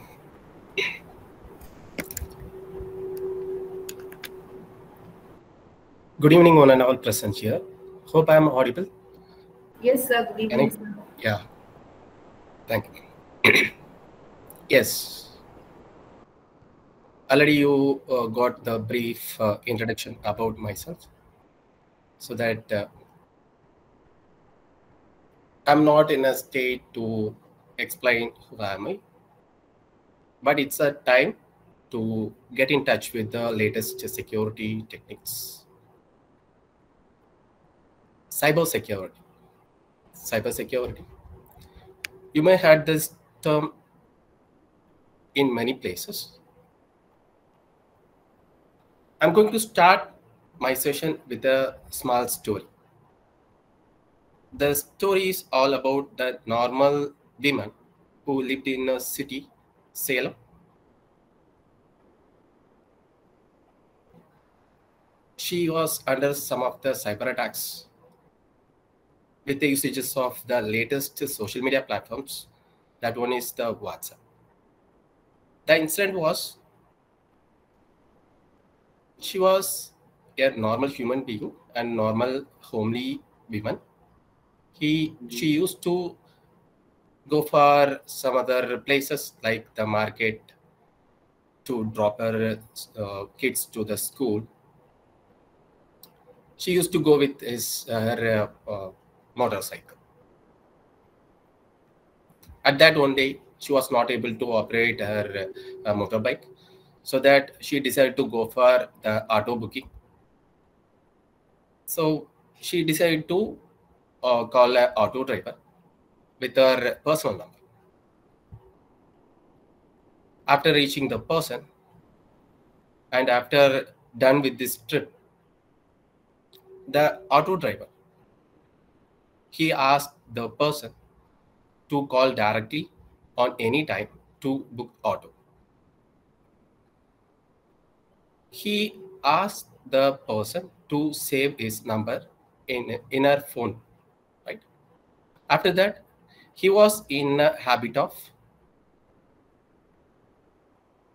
keep on searching and keep on viewing their DPs. That means display pictures. At that time, nowadays, the security policies in WhatsApp were in an advanced state, but it was in a time of 2018-19. So at that time, the person who is watching her DPs, he always used to take the screenshot of her pictures, which is updated in the direct pictures, display pictures. So after getting some other pictures from her side, he decided to go for some threatening to her. He called one day and he asked her for some money.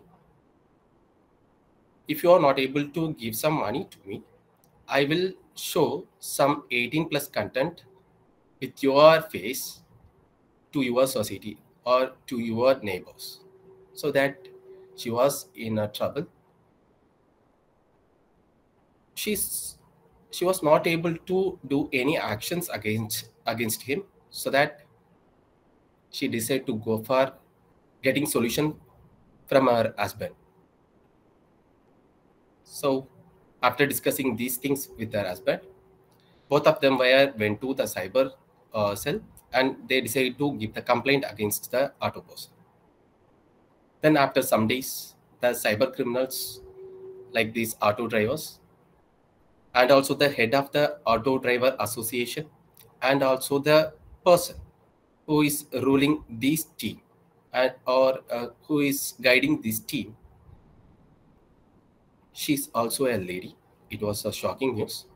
She was arrested in the place of Chennai Neelangari.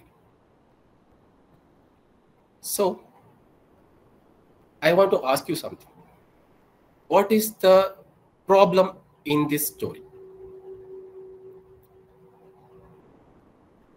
The problem in this story is she's not aware of the latest technologies and the people like him, right?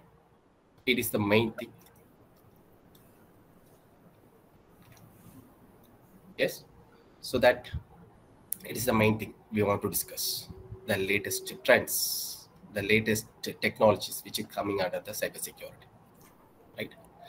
So the first thing we want to discuss is cyber security.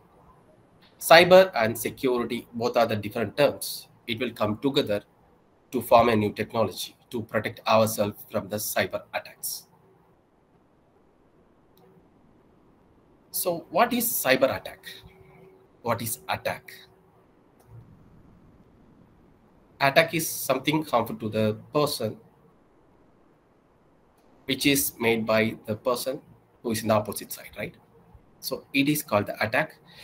But the cyber attack is something different. It is going to show some harmfulness in his or her personal life or his financial life. So how to avoid and what are the safety precautions we have to maintain, and also the necessary steps to avoid the cyber attacks. These are the things we are going to discuss in this session. So without any delay, I'm going to share my screen.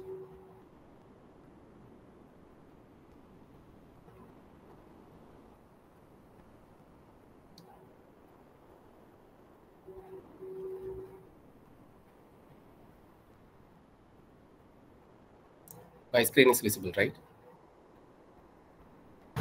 Yes, sir. Yeah, thank you. So I'm going to switch off my camera first, then only we can able to concentrate on this topic. Yeah. Women in cybersecurity and disaster management, a strategy framework for sustainable safety. It is the topic given to me. So now I'm starting with this slide, right? Introduction to the cybersecurity. You all know what is cybersecurity. Cybersecurity is a technology that can be used to protect our sensitive information from cyber attacks. Sensitive information in the sense it can be our personal identity, or it can be our financial identity in the field of banking or anything. So cyber is a term that can be used to refer the person who is using internet and the internet devices, like the end devices, that means the PC, the laptops, mobile phones, the router, switcher, hubs, so many things, right? So cyber, it is a term refers to describe the person, the digital devices, and the components which is going to be connected together for creating a network. And then what is security? Security is nothing but it's a term. It is going to protect something. So cyber security, it is a technology. It is going to protect ourselves or our network or our personal devices from the cyber attacks.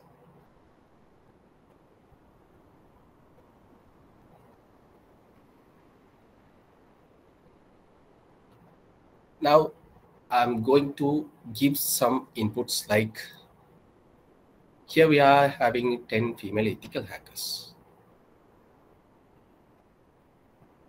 Ms. Nidhi Gupta, Ms.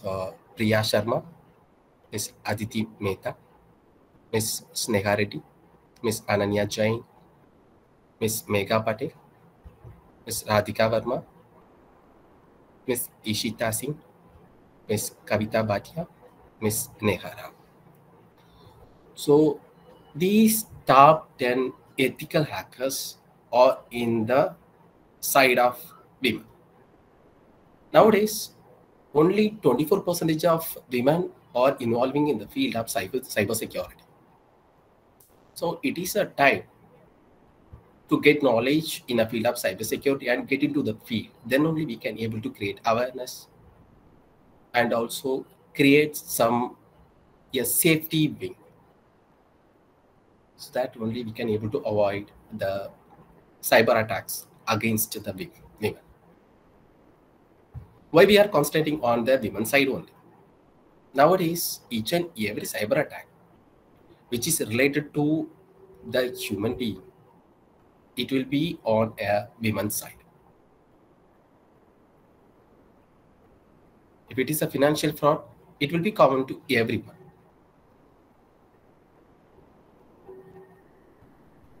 If any uneducated people from the village side, they are also coming under the attacks, cyber attacks. That means the phishing attack. Wishing, phishing, smishing. These are the rhyming words which is going to refer some kind of the cyber attacks. First of all, I want to explain the generation of the networks. Then only we can able to identify the generation of attacks also. We are in the 5th generation of networks, right? So I want to tell it from the first. What is the first generation of the network? It is a walkie-talkie. At a time, anyone can talk. It is the first generation of networks, first generation of the communication through voice. And the next generation, it is 2G, the second generation. In the second generation, the people from both sides can talk simultaneously so that we can have the healthy conversation.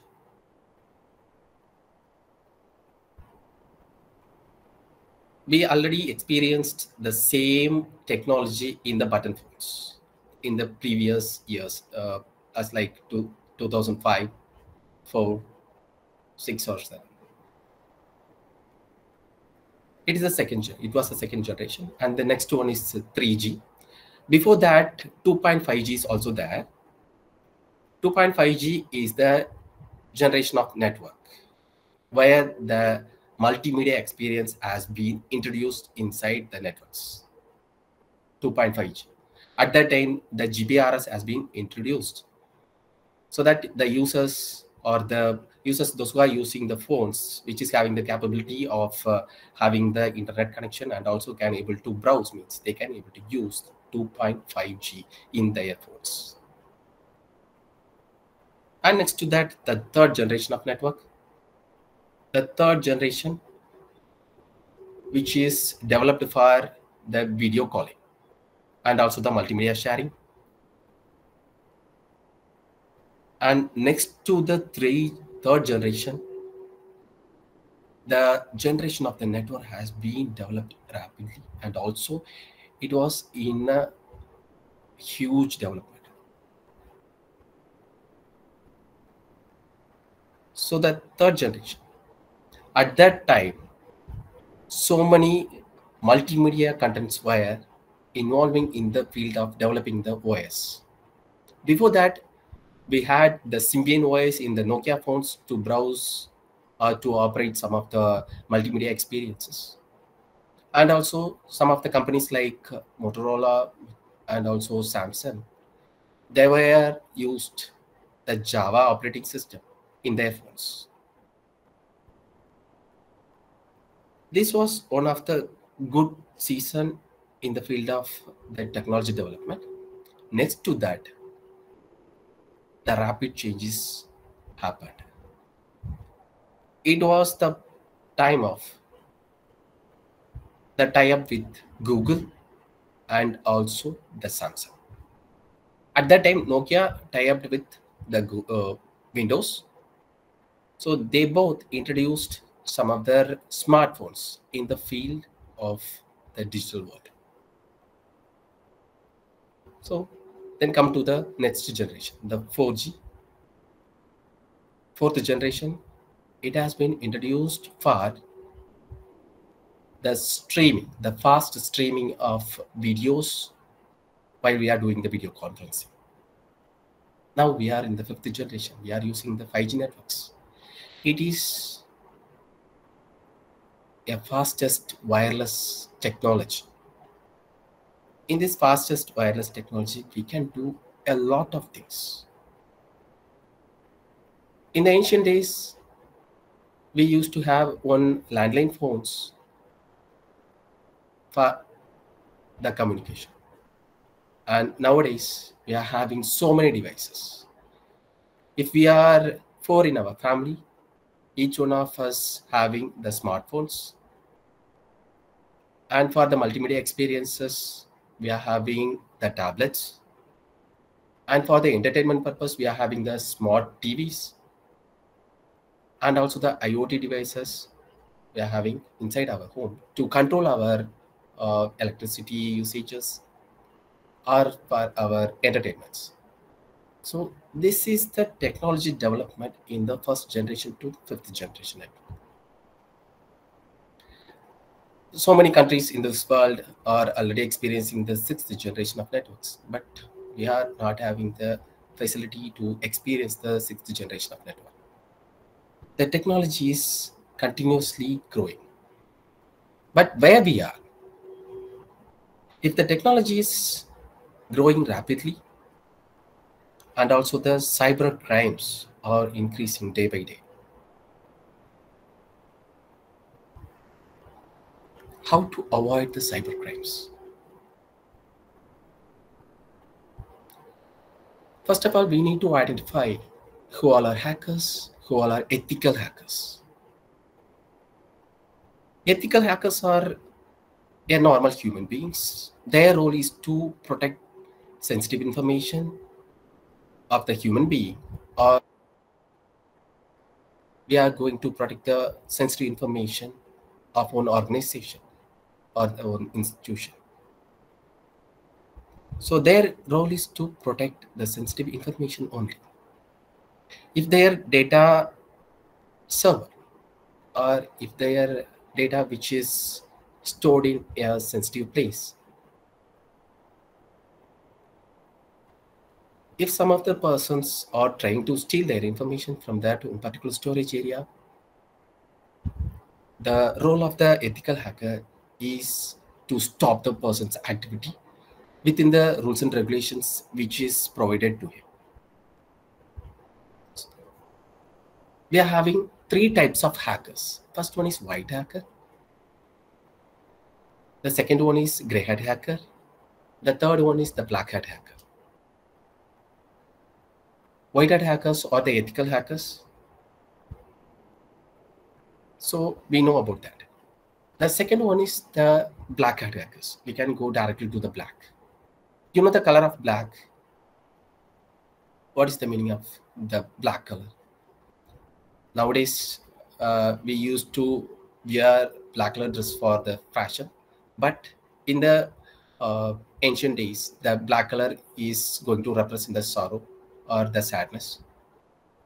Or if you are a 90s kid, you can have the memory of watching the serial which is called Shaktiman.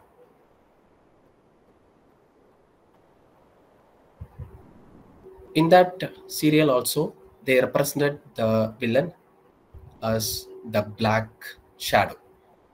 The Tamraj Kilvishan's faces were not displayed in the screen often, but the shadow and also the black screen, which is going to show, he's a evil. So black is a color which is going to represent the real hackers in the world. The real hackers, what they will do and what they are trying to do. They will do something for their financial gain. It is the main motto behind every hack. And also some of the hackers categories like script kiddies, state-sponsored hackers.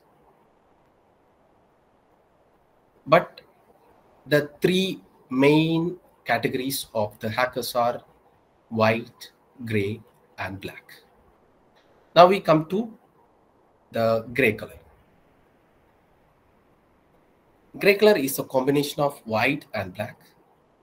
So the gray hat hacker is going to act like a person who is hired for getting the help from the public.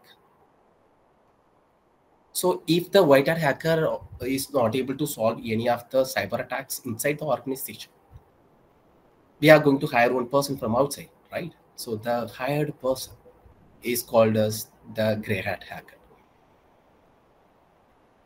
So he's a person. He knows how to attack, he knows how to protect. But he's not having any some other rules which is designed inside the organization. He's not going to follow any of the rules. He's not going to follow any of the safety guidelines for the organization. He's going to break the rules.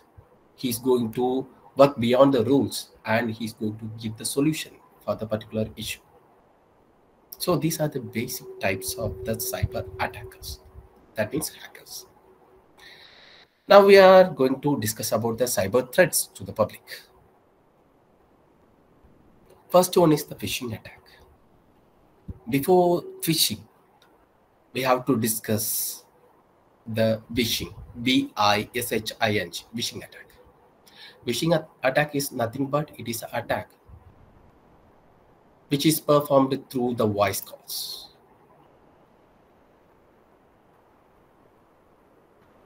I was also the victim of the same attack when I was in 2012, when I was a new person who is going to enter into the field of technology.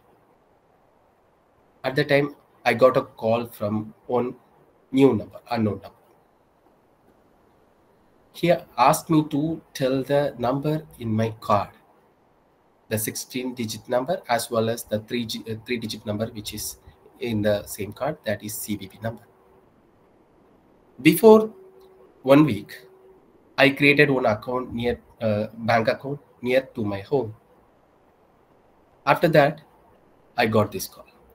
The person who was on call, he told me like, your card is not activated yet. If you want to activate your ATM card, you just please tell the 16-digit number as well as the CVV number. Then only we can able to proceed. We are from the bank. We are from the Indian Overseas Bank. At that time,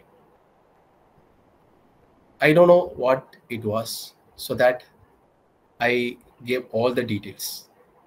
Yeah, you take my number, you take my mobile number, you take my other number, each and every detail I gave to him. After cutting the call, I lost 18,000 at a time. Luckily, I have my friend in that one branch, so that I rushed to this bank and asked her about what it was. Why you deducted money from my account? What is the necessary things I want to do? She checked my account and told me that, yeah, it's not from the bank side. It is showing like the online purchase. You did some online purchase, so that you swiped some amount to that online merchant. I told her, sorry, I didn't do anything. Then how to get my money back?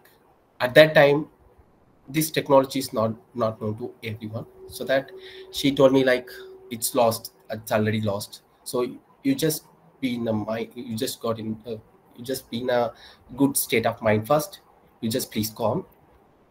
The money will not be given to you from the bank. If it is lost, it lost. That's all. So if you are family members, or if you are friends, or if you are going to receive any calls like this in future, you just avoid it and spread this information to your society as well as your friends, as well as your society, and also your family members. At that time, that was the first incident when I came to know about the attacks. That means the vishing attack. So vishing is the first technique the hackers used to perform. They use the telecommunication networks. They use some phone numbers to make calls to the unknown person, to get the details through the voice calls. It is called the vishing attack. Next one is smishing, S-M-S-H-I-N-G. through SMS. They try to collect all the necessary information. That means their financial information or their social identities. It is called as smishing. Then the next one is phishing, which is in our first point, phishing attacks. Phishing is nothing but it is a kind of technique. They are going to share some malicious links through the mail. In your experience also, you may receive some of the mails like you won the lottery with the price amount of 1 crore. If you want to claim it, you just please fill all the details in this link and submit your details. We will call you later. These kind of mails you may receive in the earliest days. And now also it's happening. Now also they are continuing the same. They are targeting the youngsters as well as the people, those who are not known these technology. If you know this technology, you just avoid these kind of mails, or you just delete the mails from your mailbox and then you just move on to your routine works. If you are a person who is not aware of these kind of attacks, if you are having some of the curiosity to know what it is, how to claim the amount, or how to get the amount how to transfer the amount to my bank account. So I am going to fill this form. So and so, the name is so and so, the mail ID so and so, my password is so and so, my Aadhaar number, my each and every detail. If you try to put in the portal, means it will be stored in their backend and they will make use of your own credentials. And also, you just have it in your mind. The phishing mails, so many phishing mails you received, means you have to check the URL of the particular link. The URL is like HTTP, Hypertext Transfer Protocol only. If you are using Facebook, means you can see the URL like https://facebook.com. If you are using Instagram in your web browser, means it is going to show like https://instagram.com. It is the URL, Uniform Resource Language. It is going to represent the particular website. It is the way to reach the particular website with the usages of your web browser. Then what is HTTP and what is HTTPS? HTTP is nothing but Hypertext Transfer Protocol, and HTTPS is Hypertext Transfer Protocol Secured. In phishing mails, if you received any of the links, you just click on that link. If you accidentally click on that link, you just verify the URL first. In that URL area, you'll be having one lock symbol. If the lock symbol is disabled or it is barred, means you can conclude that it is a HTTP link. If any other credentials given in this link, it will be shown to the user. It is going to display all the necessary items which you entered in that particular link, which is going to display to the particular hacker who is running behind the code. So you have to verify the URL first. If it is a HTTPS URL, please don't trust that particular URL. Each and every URL which is shared in the mail, it will be a harmful one. If you are a trusted person, you are going to share some trusted links to your friends, means it is okay. But if you are getting any phishing mails, from the unauthorized person or unauthorized companies or unauthorized organizations, you have to concentrate on the links and also the participant and also the recipient details. You can identify the phishing mails with the help of the subject as well as the body content. If it is going to represent you and you only, means it may be a right person who is who was shared this same mail to you. Otherwise, you can conclude that it is a phishing mail. It sent randomly to so many people. So that we can able to identify the phishing mails easily. Then what is the purpose of phishing mails? Phishing mails can be used for collecting the sensitive information like your username, your password, your net banking details, your social identities, or your personal information like your photos, your videographs, or anything. So it is necessary to know what is phishing.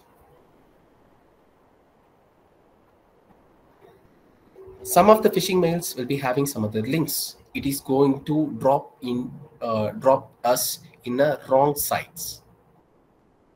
That phishing link, it will be asking us to download some exe files from the unknown resources. If you accidentally download that one exe file to your system, and if you try to open that exe file also, it will be installed automatically in your system, and it is going to monitor each and every activities which is happening inside your PC. It is going to act like malware, or it is going to act like a spyware. So all the malwares can be shared with the help of the phishing mails, so that you have a clear concentration on the links which is shared to your mailbox. Then what is malware? Malware is nothing but it is a malicious software which is act like a genuine software, and it is looking like a genuine software, but it is going to do some harmful to your system. It is going to collect some information. It is going to collect all the necessary details, which is in the need of that one particular hacker who created this one malware. So malwares are looking like a normal softwares. They can able to collect all the necessary information from my system, from my phone, from my tablet, or from my PC. These are the end devices we are using in the digital world, right? That means our smart TV also one of the end device. Whatever the device, we can able to operate, or we can able to interact with the web. It is going to call us the end devices. The tablets, the mobiles, the laptops, the PCs, the smart TVs, and also the projectors, also the end devices. But in projector, we couldn't be able to go for the browsing. But nowadays we are having the smart projectors. We can able to browse some web content. Also, we can able to watch some series in the applications, which is already running the platform of Android. So these are the end devices we are having. So their target is to collect the sensitive information with the help of the end devices by the humans are using. The next one is the ransomwares. Ransomwares are nothing but it is also act like malwares, but they are not going to collect your information. They are not going to pass your information from your side to the hacker side, but they are doing something different. They will be encrypting all the necessary information in your server or in your system or in your hard drive. They will be encrypting all the necessary information which is available there. And also they are taking the backup of your device. They will be taking the backup of your device, and they will be storing your own information in their server also. If they are doing the encryption, they know how to decrypt it, right? So they decrypt it and they will keep your data in their servers. But your own data, it is not visible to you, and also it is not accessible to you. If you try to access that one file, you couldn't be able to access. Why? Because it is already encrypted and it is in an unknown file format. After this incident, you will be getting some other calls or mails. They will start contacting you, and they will be telling like, yeah, you are a person so-and-so. Very glad to meet you. We know you lost all your data, but happy news for you, we have all your data. If you want to get back your data, you just pay this amount to this account. Otherwise, we will not be able to give your data back. It is called the ransom amount.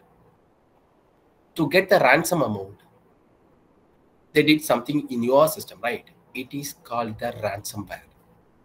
It is the ransomware attack.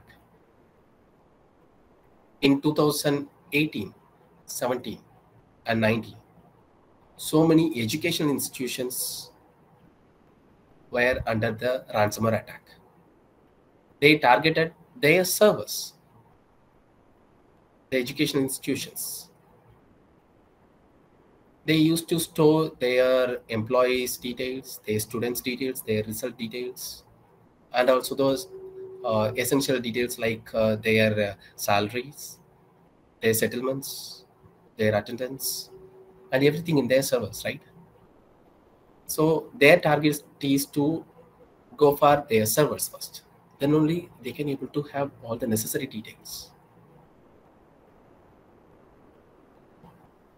It was the incident which happened in 2017, 18, and 19. The next one is the social engineering. Social engineering is nothing but it is a technique that can be used to get your details or get your user details, which is in a social media platform. Social media platforms like Facebook, Instagram, LinkedIn. These are the famous social media platforms, right? And also we are having X, Threads now. They will be pushing some other links. It will be looking like exact social media platform we are using. It will be showing like if you are using Facebook, the link will be shared with the message like, welcome user. We are going to provide you 100+ followers or 100+ friends.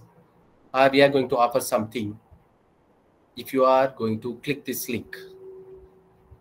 Then if you are having the need of getting those prices, we enter our details in that particular link. That means it will be looking like Facebook only. It asks us to enter the credentials of the Facebook, which we are already using.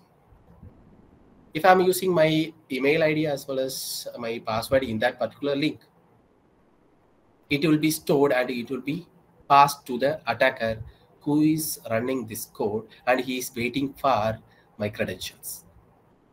It is called the credential harvesting. They collect my social media identities with the help of the malicious links. In this session, I will give you the demonstration how they are doing this. So we'll be having the interesting session in the end of our today's session, right? So we are going to move to the next one, which is DOS attack. DOS attack is nothing but denial of service attack. Denial of service. We are going to stop the service,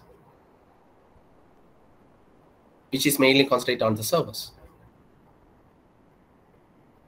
If you are using your college server, you are going to access the server for getting your details. It is good. But if the attacker is going to attack that one particular server, which is having only 100 requests at a time, which is having the capacity of handling 100 requests at a time, means the person who is going to attack the particular server, he is sending anonymous requests to the particular server.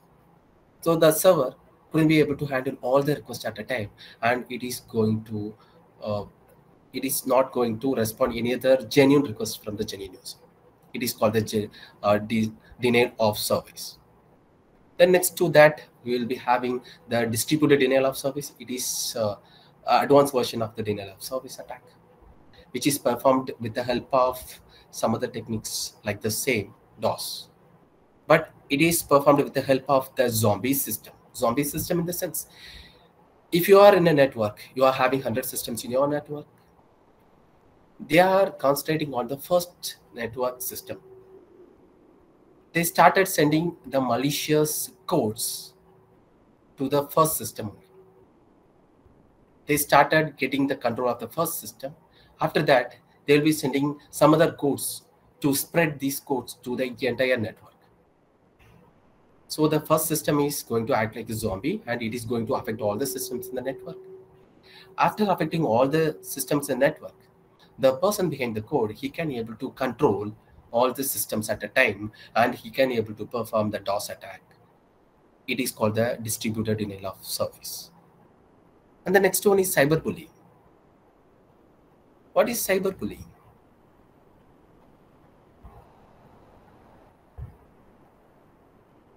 They started following us, and they will be giving some unwanted command. They will be giving, or they will be spreading some unwanted message about us in the social medias. It's happening now. Cyberbullying.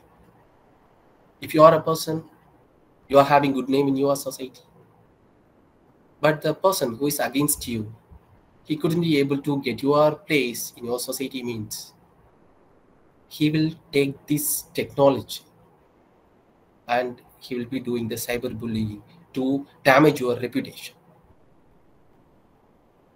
It is called cyberbullying. Then next to that, the data breaches, the leakages of your information, your sensitive information, your usernames, your passwords, your devices IDs. That means your MAC ID also, they can able to share to the third parties. The data breaches, how they are doing. You can identify the data breaches with the help of some other sites, which is called Have I Been Pwned? Have I Been Pwned? You just go to the Google and type Have I Been. The first result you can able to see is Have I Been Pwned? In that first result, you just give your mail ID, then search. If it is going to show the green color, means it is okay, you are safe. But if it is going to show a red color mark, then your mail ID is under some other data breaches. If you want to know what it is, you just scroll down. You can able to see who was the person who shared your information, how they collected your information, and when it was happened. They give you the detailed explanation about the data breaches.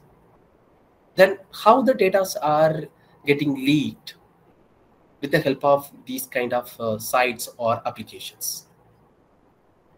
If you would have used the Dubsmash application in your previous days, you can able to see the Dubsmash application in that one particular list. The Dubsmash application has been shared so many users' information to the third parties. How to identify the applications, those who are sharing your information to the third parties? If you are using your Android phone, means you can able to identify it easily. If you are using the iPhone, means we can't give the clear description about how to find the data breaches, what's the reason behind the data breaches. But we can able to perform the data breaches in iPhones also.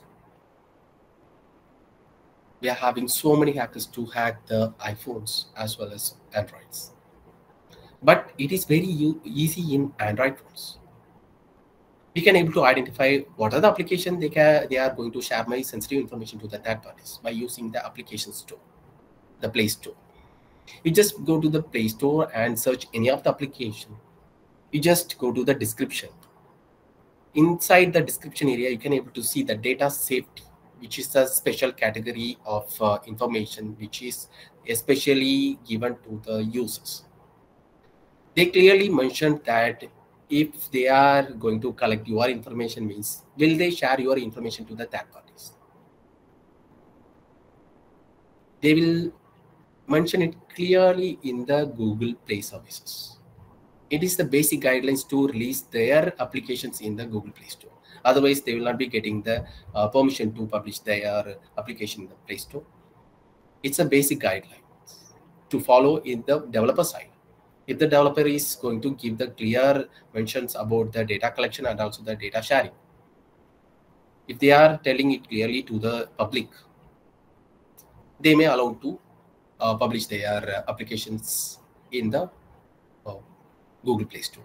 Otherwise, they will not be allowed to publish their applications in the Google Play Store.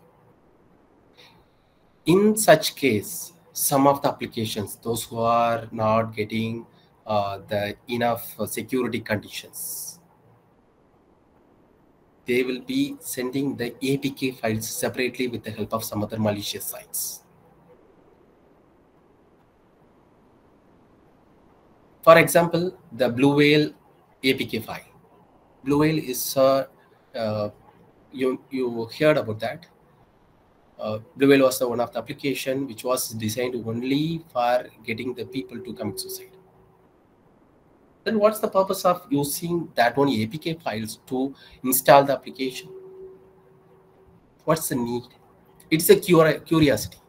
Yeah, trending game which is spreading all over the students community, which is spreading over the staff community, or which is spread over the youth. They'll be having some interest to experience what it is, how it is running, what are the details we can able to give. And they didn't know how to stop it. Especially it is designed only for the youth community. The people, those who are old, they are not having much time to get into this technology and experience the new things. But nowadays, it's not about the age, it's not about the gender, it's not about the stage.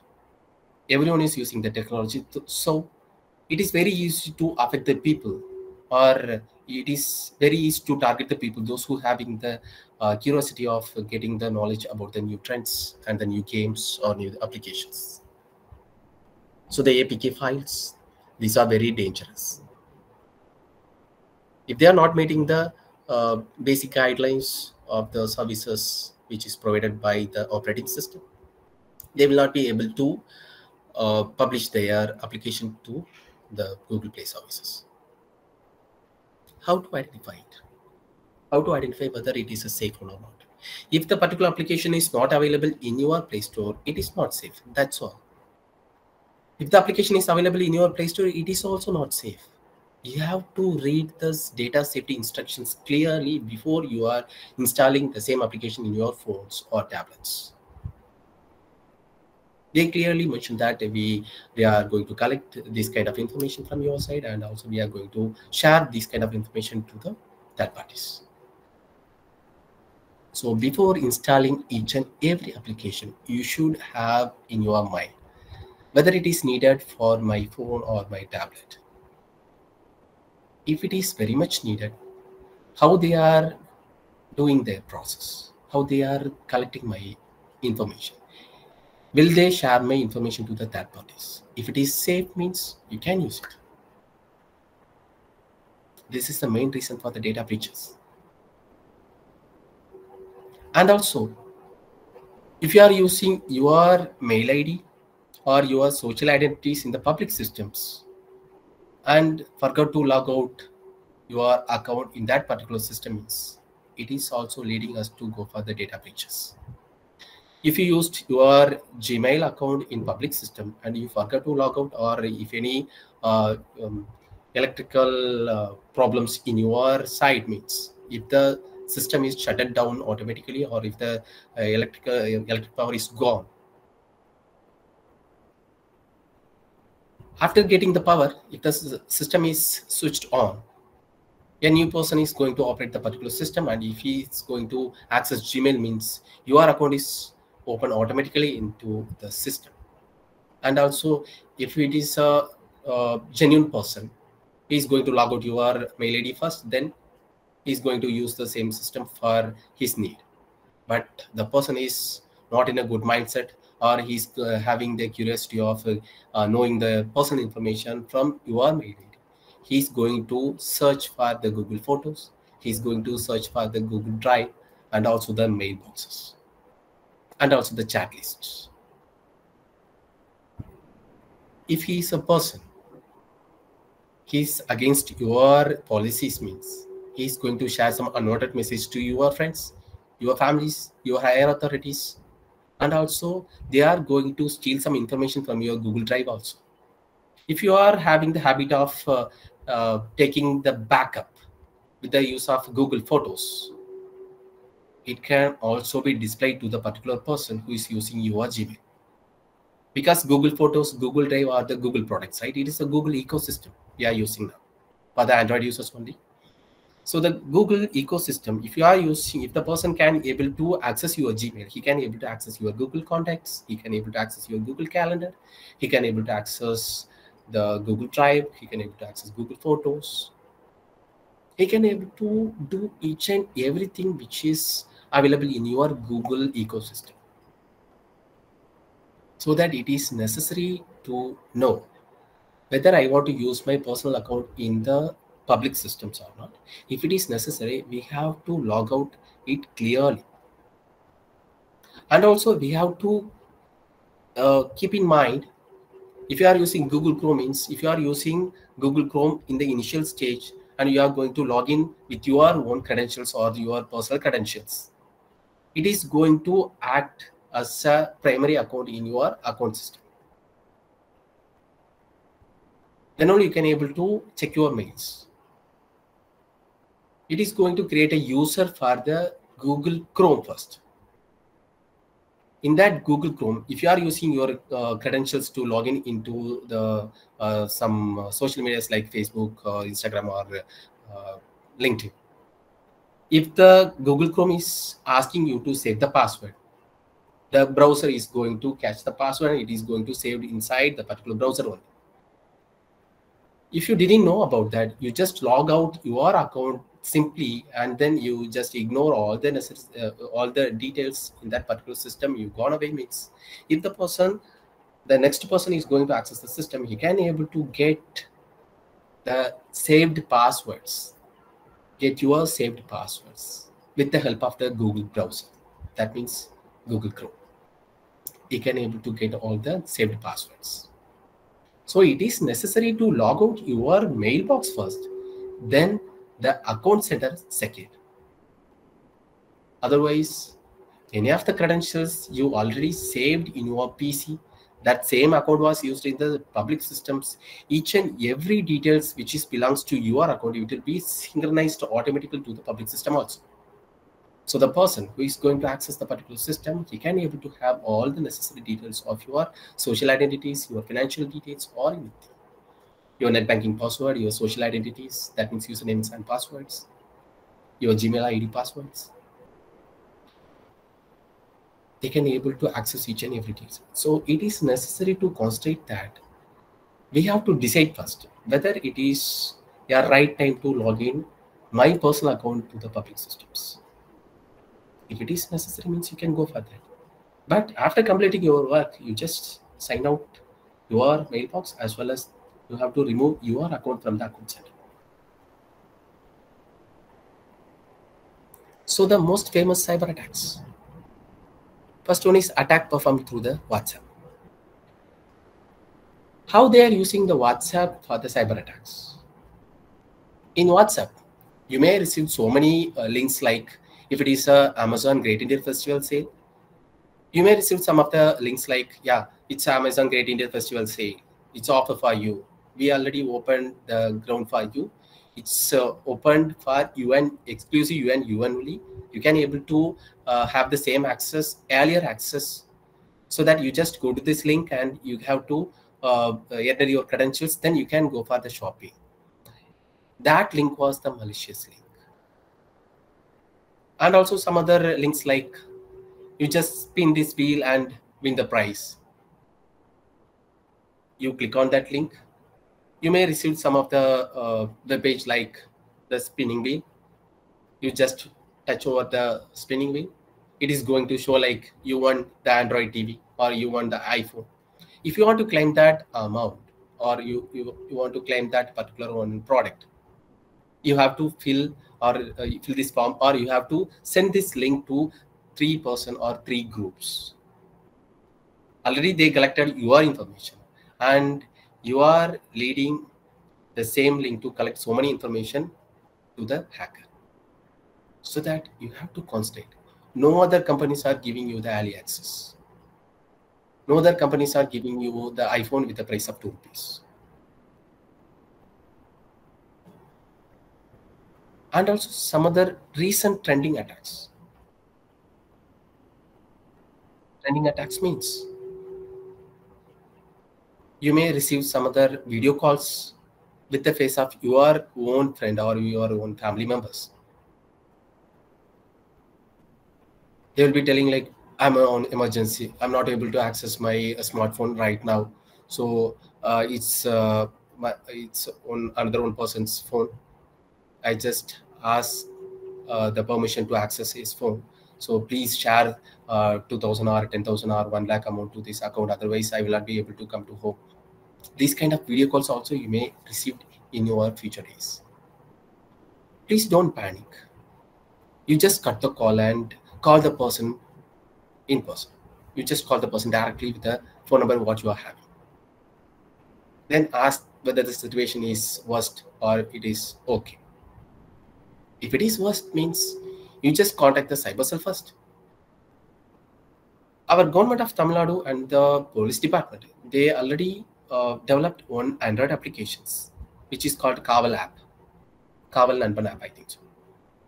You can install the same application in your family members' smartphones, and it is going to ask the 3 persons the emergency contact details, the 3 persons' name as well as the phone number. If you grant all the permissions for this application, means if you are on any other emergency condition, that one help button or the panic button will be there. You just click on the button, means it will be sending the information to the 3 persons who already added in your list, and also the nearest police station it is going to share the information, and the main camera of your phone will be switched on automatically, so that the people, those who are coming to help you, they can identify the situation with the help of your smartphone. They will come directly and they will help you. So that it is necessary to know what are the safety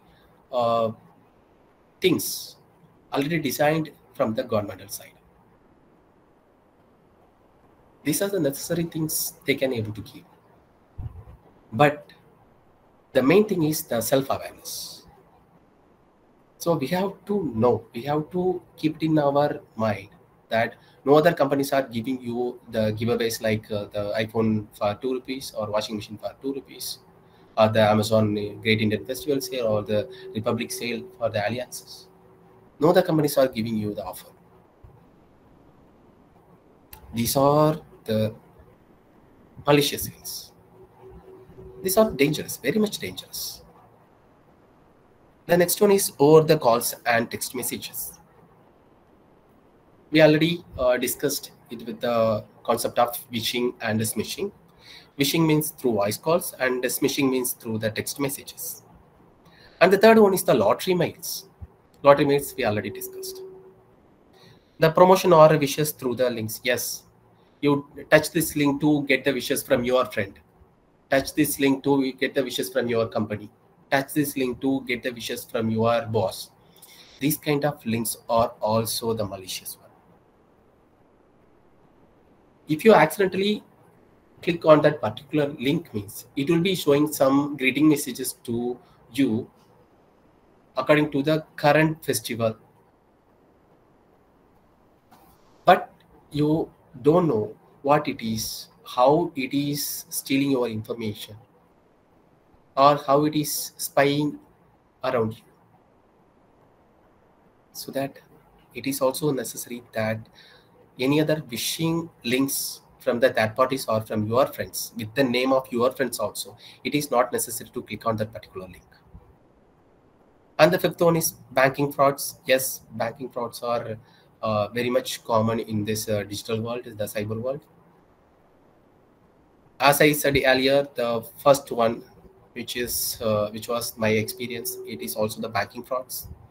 And also nowadays, the hackers are trying to use your insurance. They will be making use of your insurance schemes to take the treatment for other people. So that it is necessary to share. It is necessary to decide whether I can share this much of information to the third parties. And the cyber stacking, it is nothing but it is going to watch you people, what you are doing. And the eavesdropping is nothing but getting the information from your side with the malicious links. If you are going to pass some information from your side to your friend side, the person who can able to hack your communication, he can able to get all the necessary details which is passed from your side to your friend side. If you are going to pass some information like, yeah, tomorrow is our plan, we are going to meet by 10 o'clock. The person who is eavesdropping, he can get all the necessary details like your timing, your place means. He's going to disturb you. He's going to trick you not to attend that one particular function or not to be on time. It is called eavesdropping. Then the gifts from abroad. Yes. If you are using the social media platforms, especially for the people, those who are online, that means if you are very much interested in technology, very much interested in new trends, very much interested in social media platforms, it will be the first attack. They will be targeting these kind of people, right? I want to share one experience. That's not my experience, it's my friend's experience. She's a girl. She was innocent girl and also an introvert girl. She was using the social medias only for knowing the updates from her friends. One day, it was an upset day. She was upset with the scolding, which is from the boss side. So she was not okay at that day. So she was not in a good mindset to speak with the family members as well as the friends. So she was in a lonely. She was in a room. She was alone, and she was browsing for some other contents in Facebook. At that time, she received one friend request from the unknown person. She didn't know who he is, but she accidentally accepted the friend request. After that, she didn't get anything from that particular person. She didn't get any messages. She didn't get any updates from that particular person. After a few days, she got a message from that particular person like, "Hi, how are you?" At that day, she not replied. But the days are not normal for each and everyone. The days are not normal for each and every day of us. She was accidentally replied to his messages one day. After that, they used to talk. They used to chat with the Facebook Messenger. After some weeks, it developed as a friendship. After some months, it developed as a strong friendship. After completing 1 year, the person who is in that one particular side, he sent a message like, "Yeah, it's a first year anniversary of our friendship. So I'm going to give you something. Please accept my gift. Please accept my gift, which is coming in a parcel." So that she couldn't be able to ignore the messages. Okay, right. He was a good friend, so I'm going to accept his friend gift. Next 2 days, the person who is in that particular opposite side, he contacted her and told her like, "I sent the parcel. It is waiting in the airport, but I was in a rush to send you the parcel, but I forgot to pay the taxes for the particular gift. So that please pay the tax first, then share the screenshot. I will share the amount to your bank account." So she accepted his all messages. Then she gone for that particular link and she tried to put the payment. At that time, it is it was shown like 18,000 as a tax. 18,000 or 13,000, I don't know exactly, but more than 10,000. Okay, right. She paid it. After completing the successful payment, the person who was on a chat, he disappeared automatically and all the chat histories were deleted, and also he's not in the friend list also. So they are targeting the lonely people. They are targeting the weaker gender.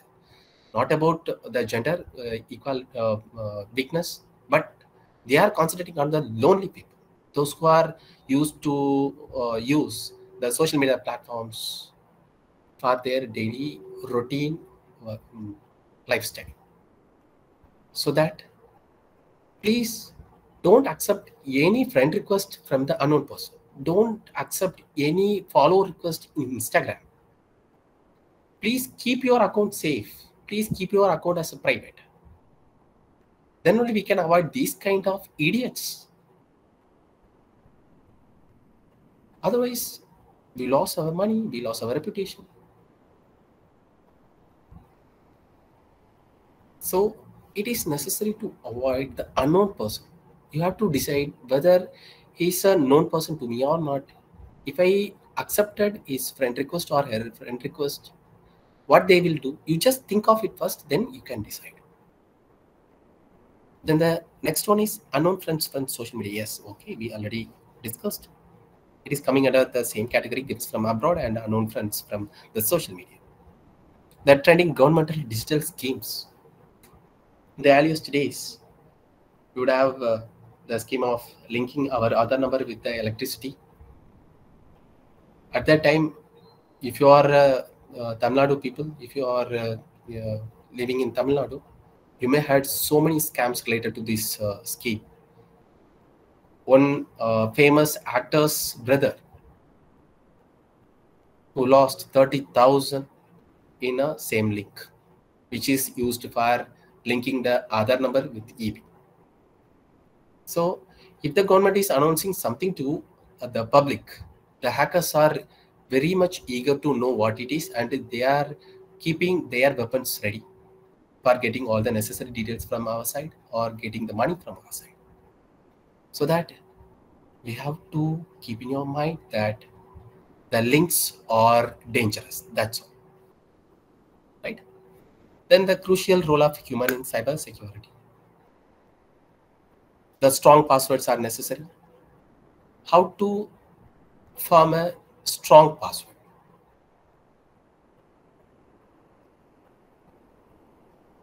How to form a strong password? The strong password is having the combination of camel cases as well as special characters, the numerical numbers. Yes, this is the exact structure of the strong password. You have to keep your password as strong, and you have to update your passwords regularly in a time of 1 month or 3 months or 6 months. You have to update your passwords. Enabling multi-factor authentication, it is necessary to keep your account safe. And recognizing and avoiding phishing emails, yes, it is very much necessary to know each and every people, those who are having the mail IDs. Not clicking on suspicious links. Yes. If any of the links from the malicious person or the unknown person received to your mailbox or your WhatsApp means, you have to avoid these kind of links and block the people, those who are sending these kind of links. Otherwise, you would have been in a danger position in the cyber world. Downloading attachments from the unknown sources. So many malwares were spread along with the phishing mails. The attachments will be having some other viruses or worms. They will be affecting our systems or our digital devices. So that it is necessary to know what they are, how they are doing this one, why they are doing this one. If I did these things, what will be the benefit of my side? Then only we can go for the particular method. And the crucial role, the being mindful of what information is shared online. You have to decide. If you are a growing celebrity in a social media, you can post anything. If you are a normal person, you are not supposed to post all the necessary details in the social media, because social media is the first platform that can be used for getting your photos, and it will be used with the help of the artificial intelligence. They will be making some unwanted content, that means the adult contents, and it will be shared in the cyber world. It is going to be spread all over the human community, and they will be getting some money. They'll be using our identity and they'll be getting money. But we lost our reputation and also the names in and around our family. So being mindful of what information is shared online. Limiting the amount of personal information shared on social media. Yes. Being cautious about sharing sensitive information online. Staying informed about cybersecurity threats. If you are encountering any threats, please don't panic. You just please be sit in a place and common composed state. Then you can decide. I already experienced the attack. So what I have to do? Will I report to the office? Will I report to the police, or will I report to my spouse, or will I report to my friend? It's a very crucial condition, right? We didn't know how they are handling our situation, but you have to file the complaint against the particular attack. You have to come forward to tell this attack to the public. In the last year, we had one news, right? Rashmika Mandana's face was used by using the deepfake AI. So they will be using her face for the 18+ content, and it will be spread all over the digital platforms. She came forward and she told that it was not mine, it was not me also. So they used some other technologies for getting this video or taking this video or creating this video. She was a famous personality. She is a famous personality now. Sorry. So that the people trust the person easily. You can replace the person with ourselves.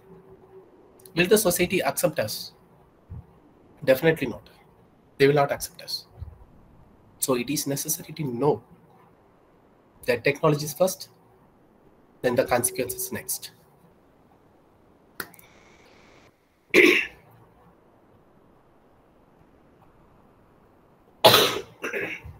Sorry. The data breaches. The weaker passwords are the major reason for the data breaches. The phishing attacks. After successfully completing the phishing attacks, the person, those who perform that own attack, they can able to get our details and they can share our details to the third parties. The credential surfing.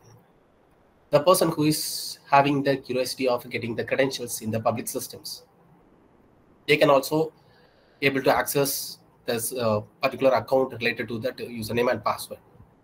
They will spread the information to the third parties with the help of the credential surfing.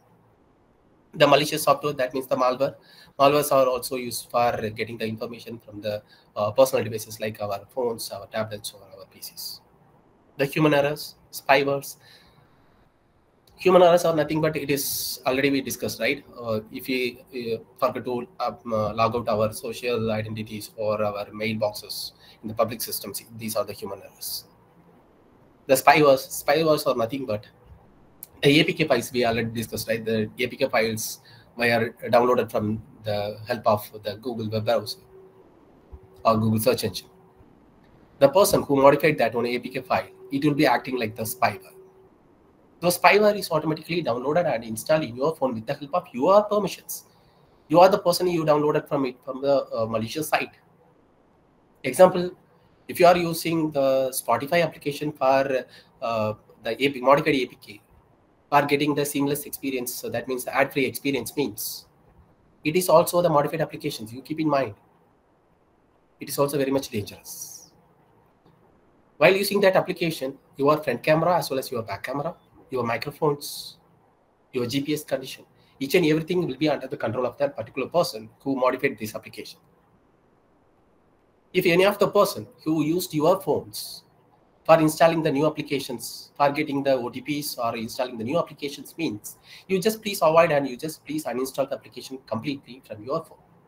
Otherwise, the phone will be under the control of your that particular person. The phone will be under the control of that one particular hacker, who can able to access your front camera, who can able to access your back camera, and also the microphones. He can able to listen what you are talking. He can able to see what you are doing in your room, what you are doing in your private places, what you are doing in your official places also. So please keep in mind, please, it's my humble request, please don't install any other APK files with the help of the Google search engine. If it is available, if it is a premium version of software which is available for editing, or which is available for the music experience, or which is available for the ad-free experiences of your watching videos, these are the harmful things. We should avoid these kind of things. Otherwise, your devices will be under the attack, and also the sensitive information from your phone, it will be leaked automatically. And the third-party vulnerabilities. Third-party vulnerabilities in the sense, if you are using your PC, which is not having the genuine software, it is a patched software, means the software will be having some other errors. Errors are called the vulnerabilities. By using the vulnerability, the person who is going to hack you enter into your system. The next one is unpatched systems and software. The pirated systems and pirated pre-activated softwares are the main reasons for your data breaches. And the free antiviruses. If the antivirus is a premium one, you already purchased it for getting the premium version of the work culture, it is okay. If you are using the free version of the particular software, means it will be asking you in a continuous manner that you have to activate this one or you have to purchase this one. Otherwise, you will not be able to clear all the bugs which is available inside your system. It is going to show something to you, right? And also it is going to have the complete control of your system. That means Windows Defender is the best firewall system which is already installed in the Windows systems. But the freewares, that means the free antiviruses, they will be blocking the main function of your firewalls. So that you have to avoid the usages of the free antiviruses. And the insider threats, insiders are nothing but they are also the normal employees like us in your office, in your education institution or your organizations. They'll be doing some harmful things with the help of their known some tricks, with the help of the tools which is available in the IT market. They'll be doing some harmful things. But you can't identify whether this person is the hacker or not. So these are called the insiders. Insiders are very much dangerous. We couldn't be able to identify whether he's a right person or the hacker. Then the hackers, what they are doing, hacker is a term referred to skilled computer programmers who enjoyed exploring and experimenting with systems. Gain unauthorized access to computer systems, may have a malicious intent. That means they have to collect your personal information, or they have to collect your financial information, or they have to spy on. These are the biggest cybersecurity attacks happened in the previous days. First one is the NASA attack, which was done by the person who is called Jonathan James. He was a 19 years old boy who hacked NASA, and the 30 billion loss was done by the hacker who is called Jonathan James. And the next one is the Carter's market hacks. In 2007 it happened. It was all about stealing the credit card details as well as the debit card details. And also the third one is also the same. And the fourth one is the PlayStation network hack. The Sony networks, the PlayStation. All the login credentials of the PlayStation were leaked and hacked. They were not able to use their PlayStations at that time. So it was happened at the time of 2011. And the last one, the attack on Saudi Aramco. It was also about the credit card and debit card card number details collection, and also getting the funds from the banks with their malicious activities. Then how to prevent cyber attacks? Self-awareness first. We have to know what it is. Is it necessary to do? And the next one is trust with the unknown devices and people. You have to decide whether I want to trust that device or whether I want to trust that unknown person. If you trust that device, you have to give all your credentials. That means your usernames, your passwords. If you trust some unknown person, you shared each and every private details of you, means they will make use of it. Then the third one is unique passwords. If you are keeping the same password for all the social media platforms, all the mail IDs you are having, means it is also dangerous. You have to update your password. You have to keep the separate password for your social medias as well as your mail IDs. Then only you can able to safeguard your social media platforms, as well as your mailboxes. Scrutinize emails and messages. You have to check your mails in a particular period of time. If the mails are coming from the unknown person, means you have to ignore it or you have to block the person. Or if it is from the advertisement area, means you have to unsubscribe that particular subscription. Then you can avoid that spam mails which is going to receive in your mailboxes. Then verify links. Verify the links whether it is a HTTP link or HTTPS link. If it is HTTP link, you can avoid it. If it is HTTPS links, you have to decide and go. Then the next one is protect your devices. How to protect your device? I can protect my PC with the help of some other techniques like getting or purchasing some premium firewalls or premium antiviruses from the IT market. If I'm using my smartphone means, if I'm using the smartphone worth of 20,000 means, can spend 200 to 300 for the antiviruses, which is available for our smartphones. Be mindful of public Wi-Fi. Yes, public Wi-Fi. If you are finding any public open Wi-Fi, means it is also a dangerous one.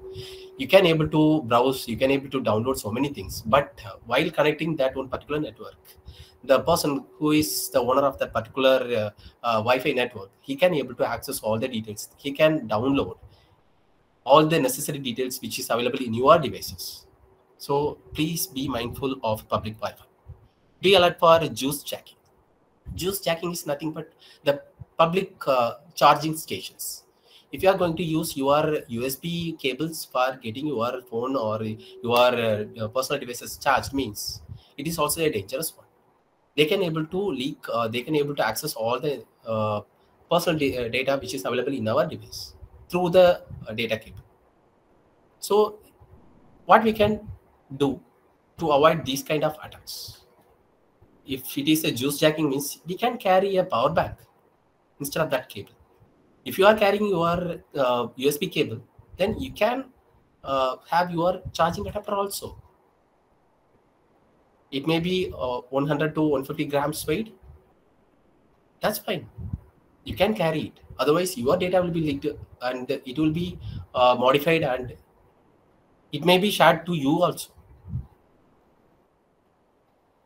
Then the next one is online privacy. If you are online, you need not to share all the necessary information to the third parties or necessary information or your personal information to the person who is not known to you.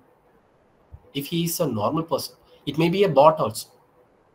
You couldn't be able to verify whether it is a person or it is a bot. Bot means a chat bot. It can able to answer, it can able to give you a solution, it can able to console you while you are in a dangerous situation.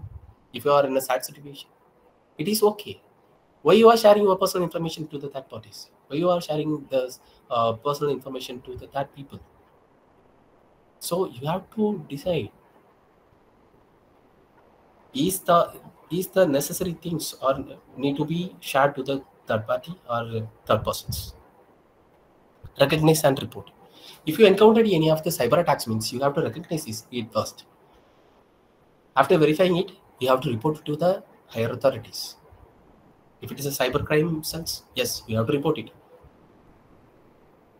Otherwise, you have to build a good relationship with your soulmates or your friends. You can share it with them.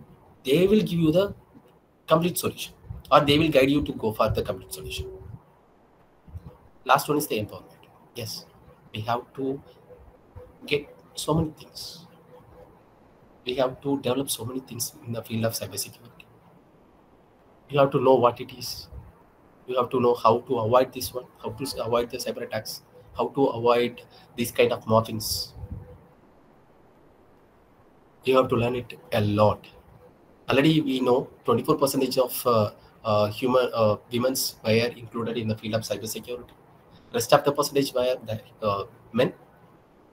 If you are a person who is going to be in the first row to get all the to grab all the necessary details in the field of cybersecurity, means you will become a good leader. You will be guiding so many students or so many girls, those who are really know about how to avoid this kind of attack. If they are already in an attack, means how to deal with that. So you will be the perfect solution for the people. So please come forward and learn new things about the cybersecurity. How to prevent cyber disaster? Disaster is nothing but it is uncertain things happening in the cyber side. So I'm going to discuss about the cyber disasters only. I'm not going to discuss with the natural disasters, right? So it is purely about the cyber disaster. We have to use the firewalls and intrusion detection system. Firewalls are used for allowing the signals to your system from the malicious side. It is going to decide whether I want to allow the particular signal or not, or I want to block the signal. Then the intrusion detection system is if the hacker is trying to enter into my system or into my phone. So intrusion detection system, IDS, intrusion detection system, it is going to detect the particular services and it is going to kill the process so that we can able to avoid the cyber attacks. And the data encryption. If you are having your PC, go to your My Computer, then you can go for some other drives. You just right click over that and you can able to see the BitLocker system. It is an encryption system. It is going to protect your drive. Likewise, the same, you'll be having so many things in your phone also. The private safe, the DigiLocker. The terms are different, but the technology is the same. You can able to lock your particular folder with the help of some passwords. It will be open while you are entering the correct password. Otherwise, it will not be open to the third parties, though, so that third parties can't be able to see the details which is available inside the particular folder or drive. The employee training and awareness. Yes, if you are a owner of the particular area, you have to instruct your person. You have to instruct your employees about the cyber threats, cyber attacks, and also the hackers. Otherwise, they will not be able to know the necessary details about the hacking, necessary details about the cyber attacks or anything. So you have to train your people, you have to train your students, you have to train your employees. And spread the awareness about the cybersecurity and the cyber attacks. Then only they can able to identify whether it is a cyber attack or a normal incident. And the data handling practices. How to handle my data, how to handle the Excel sheet, how to handle the PDF sheets. If the PDF sheet is having the sensitive information, how to handle it. If I'm having my photos in my G drive, or if I'm having my photos or videos in my external hard drive, how to protect my data. If my hard drive is not able to function properly, means what I will do? I can go for the data recovery, right? But in the data recovery center, so many persons are waiting for your personal information. They will be taking one copy of your data and they will give you your own data, and also they will be charging something for the data recovery also. After getting your data, you just come, you will be happy with your data, but he's also enjoying with your data in a wrong way. So that it is necessary to go for the trust first. If the person is a trustworthy person, you can go for that. Otherwise, you have to keep your device in your side To avoid the data loss, you can go for the additional devices. That means the secondary device. So if you are going to have the information in one drive, means it will be stored in the same way for the secondary drive also. So if the primary device is not functioning properly, you can have the data by using your secondary drives. And the incident response planning, it is also coming under the policies which is coming under the cybersecurity. Then the internal cooperation. Yes, international cooperation. International cooperation in the sense you may tied up with the corporates. They are dealing with the cyber attacks. They are dealing with the security measures. They are developing the security platforms for the users. So you have to maintain the international cooperation. Then only you can able to have the recent security patches or the recent security platforms to protect your information or protect your identity. Then reason behind the cyber attacks, yes, financial gain, stealing data by using the ransomware or something. Then the next one is the intelligence gathering. The government-sponsored attacks that may be performed with the help of the terrorists. And the disruption, that means the denial of services. Extremism and terrorism by using the cyber terrorisms. Ego and thrill seeking. Ego is against the person who is in the same society, and the thrill seeking means if the person who is in a learning process, he will be implementing the same process. They will be implementing the same concept to the unknown person, those who are in their network. Thrill seeking. And the reputation damage the image of an individual who is in a good name in the society. And the last one is the personal vengeance. If the person is not physically fit to do some actions against the particular person, he will be dealing with the digital and the cyber techniques to deal with that particular vengeance. So that it is also necessary. And the gender-based attacks, online harassment also happening now. The sexual harassment also happening with the help of the social medias, sending sexually explicit content to the person, those who are using the social medias. And the next one is doxing, the public release of private information. If you are not supposed to download, or if you are not supposed to delete all the downloaded information which is in the public systems, they will be revealing the same information to the public systems without your knowledge. And the revenge porn, they will be making some porn videos with the help of your faces. Then it will be shared to the digital world. It will be dangerous for your personal images. Then impersonation, creating a fake accounts. They will be creating fake accounts. It will be looking like your personal account means. They will be getting some. They will be sending some messages like, "I'm in the emergency. Please send some money to this GPay number. I was in a bad condition, so please do help." So these kind of messages has been shared to your friends. So if the friends they are not having the particular mindset of verifying whether it is a right person or not, they will be sharing the amount to the particular third person, means they will lose their money, and also the person who is in your identity, they will be getting their money. And the last one is cyber stalking, following by unknown identity. You will be followed by the unknown person with the help of some of the techniques. It will be a harmful one to you. And the new technologies used for hacking. The first one is the artificial intelligence. Nowadays, the usages of artificial intelligence is growing rapidly, so that it is used for the automated attacks, deepfakes, AI-powered malwares. The next one is Internet of Things. It can be used for creating the botnets. That means the zombie systems network, right? It is called the botnet. The collection of zombie devices, it is called the botnet. Cloud computing exploits the cloud misconfigurations. If you are using the cloud platform for storing your information, means if it is misconfigured, the person, those who are having the access of your cloud platforms, they can access your data easily. And the next one is the blockchain technology. It is performed with the help of ransomware payments. And the last one is quantum computing. It is going to break the encryption. It is not easy to break the encryption, but by using the quantum computers, that means the higher end PCs, they can able to decrypt your encrypted data easily with the help of some of the techniques. And the recent scams in Tamil Nadu, cybercrime wing of Tamil Nadu police warns of new UPI scams. So it will be performed with the help of some other techniques, like they will be sending some amount to you people. It will be shared with the GPay or PhonePe or anything. After getting the money, if you ignore that one transaction, means they will be blocking your bank accounts first. And they will be asking some amount to unblock your account. It is also happening in Tamil Nadu now. And these are the few more posters which is available in the X platform, especially in the Tamil Nadu government cybercrime wing.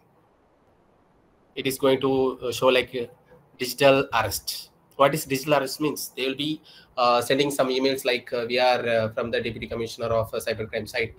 You visited some other adult content pages by using your devices, what you are using now. So it is the proof of your arrest. So you please isolate yourself from your family and please be in your room. We will contact you shortly. You will not be able to move here and there. So it is a digital arrest. It is called the digital arrest. Then the next one is stay safe from online loan scams. They will be contacting you through phones and they will be offering you a loan or some offers for getting money. If you are going to follow their instruction, means you will lose your money or you will lose your reputation easily. The next one is beware of a fake WhatsApp calls in the name of CBI. So the CBI will not be contacting you directly. They will, if they want to contact you, they will be coming through the police station. So if any of the person from the unknown side, they will be contacting like CBI or the police station or any other persons related to the cyber side. They will not be contacting you directly. They will be contacting you directly with the help of the local police station. So you will be knowing easily. And the cybercrime wing, Tamil Nadu police is stop video calls. If you are getting any video calls, means you just stop the process, or you have to think.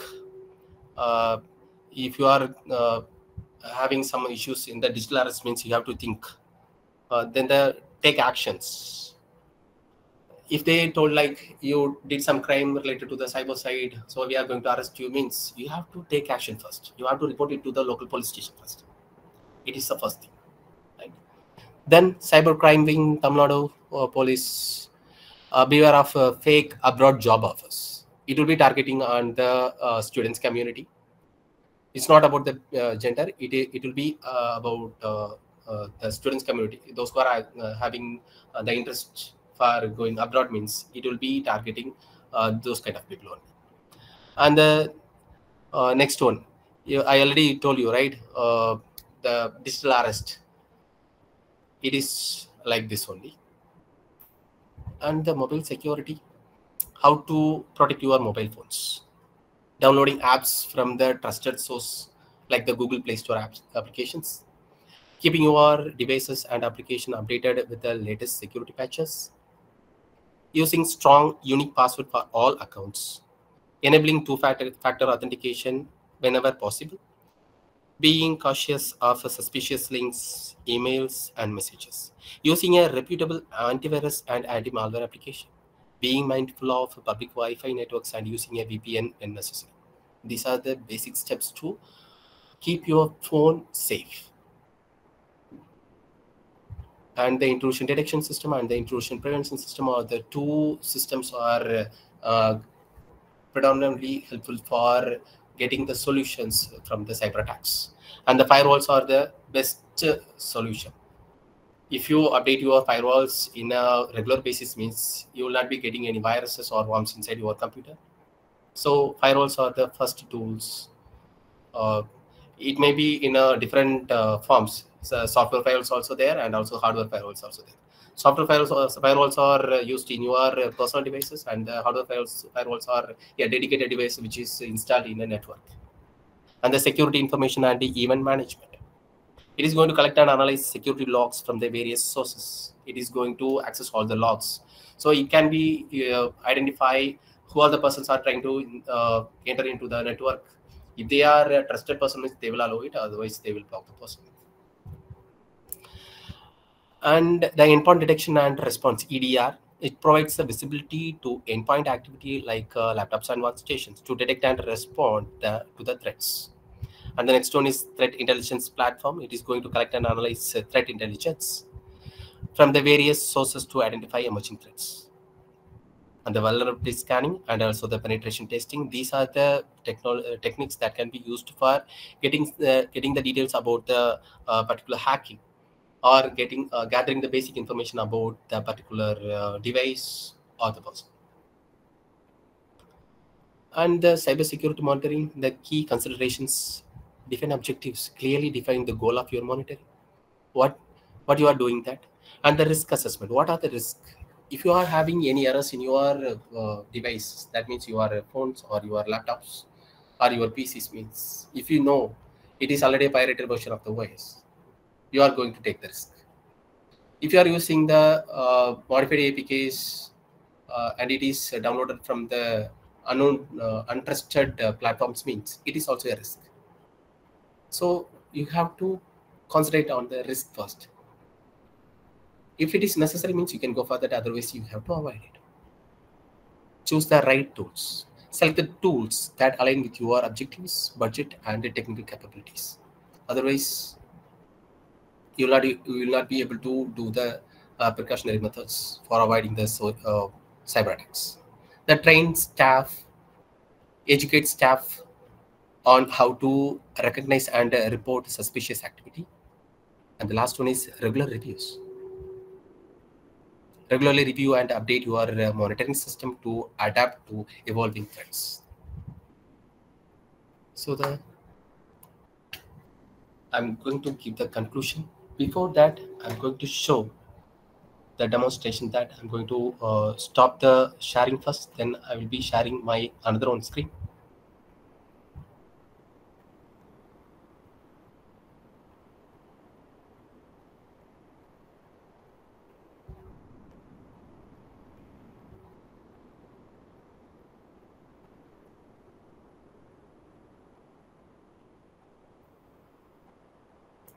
It is called Kali Linux. Kali Linux is a version of Linux. It can be used for the hackings. I'll be showing some of the tools. One is Wireshark. Wireshark is a software that can be used for getting the user credentials, which is passed from the one end to another end with the help of HTTP links. And the Burp Suite. It is a tool that can be used for getting the user credentials with the password attacks. By using password attack, they will be getting the passwords of the particular username. And also the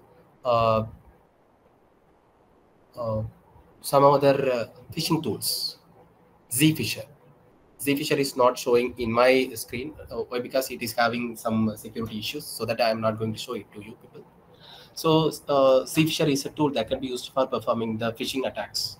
So if you have any time, you just explore the Kali Linux and you can go for some other video tutorials which is available in YouTube, and you can check whether it is working in your system or not. Then only you can able to have the idea about the cyber attacks as well as the phishings. Right? Now I'm going to conclude my session. I'm going to stop sharing. Hope it is useful to you people. If you have any questions, means you can ask me now. I will open the platform for you.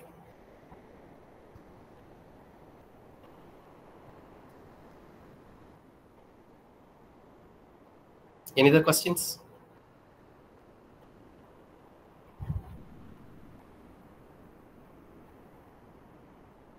Yes.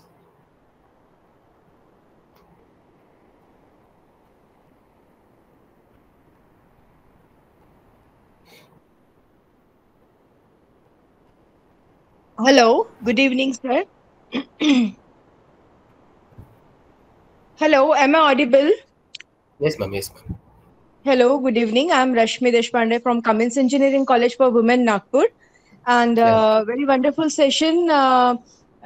the organizing committee has conducting, and very informative sessions I'm attending from last 3 days. So, sir, my question to you is, as you said that all the platforms or the social media platforms or the apps, they use our personal data, they demand some link, or they want us to share their data. So how to prevent our data, or how to prevent our information from such hackers? Such hackers means you have to decide. First, you have to check the application first. If it is necessary to share What with are the the parameters third of parties, means you can checking? go further.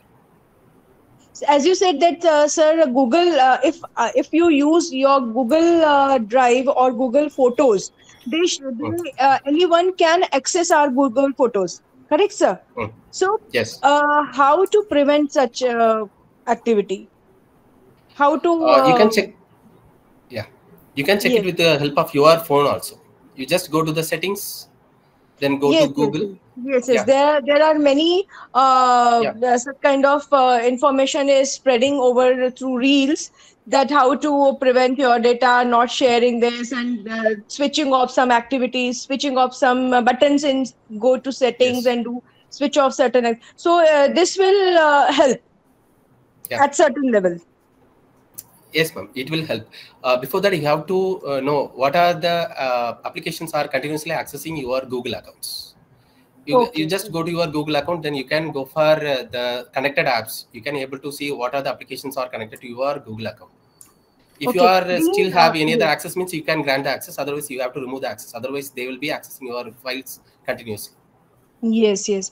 Being a faculty of Women's Education Society, because I belongs to a society, Sri Shikshan Sanstha. The entire Sanstha belongs to Sri Shiksha. So we have girls in all other subjects and all other domains. So it is very necessary to inculcate this practice of not sharing your personal information on. So very informative session. So thank you so much. Thank you.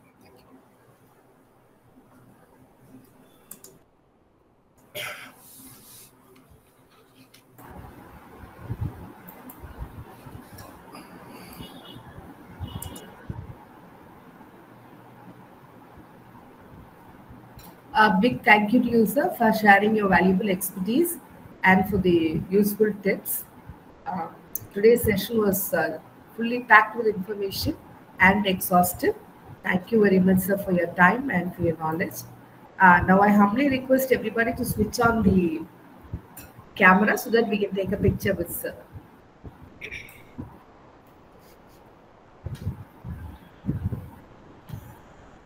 Taju ma'am? Ma'am, 1 second.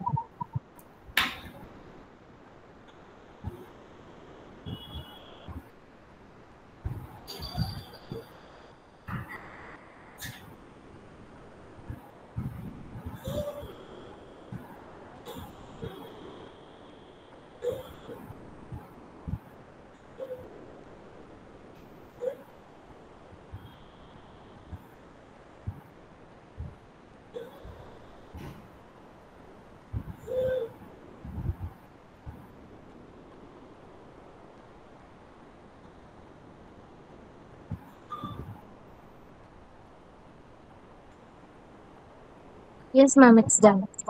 Thank you, sir. Thank you very much. Tomorrow is the last day of our session. We look forward to participation from all who have registered for this program. Have a good weekend sleep, and please join the session by 2 o'clock tomorrow. Tomorrow's session is by 2 p.m. in the afternoon. So thank you very much, sir. It was very, very exhaustive and very useful, sir. Thanks a lot. Look forward to collaborating with you in the future as well. With pleasure. Thank you, sir.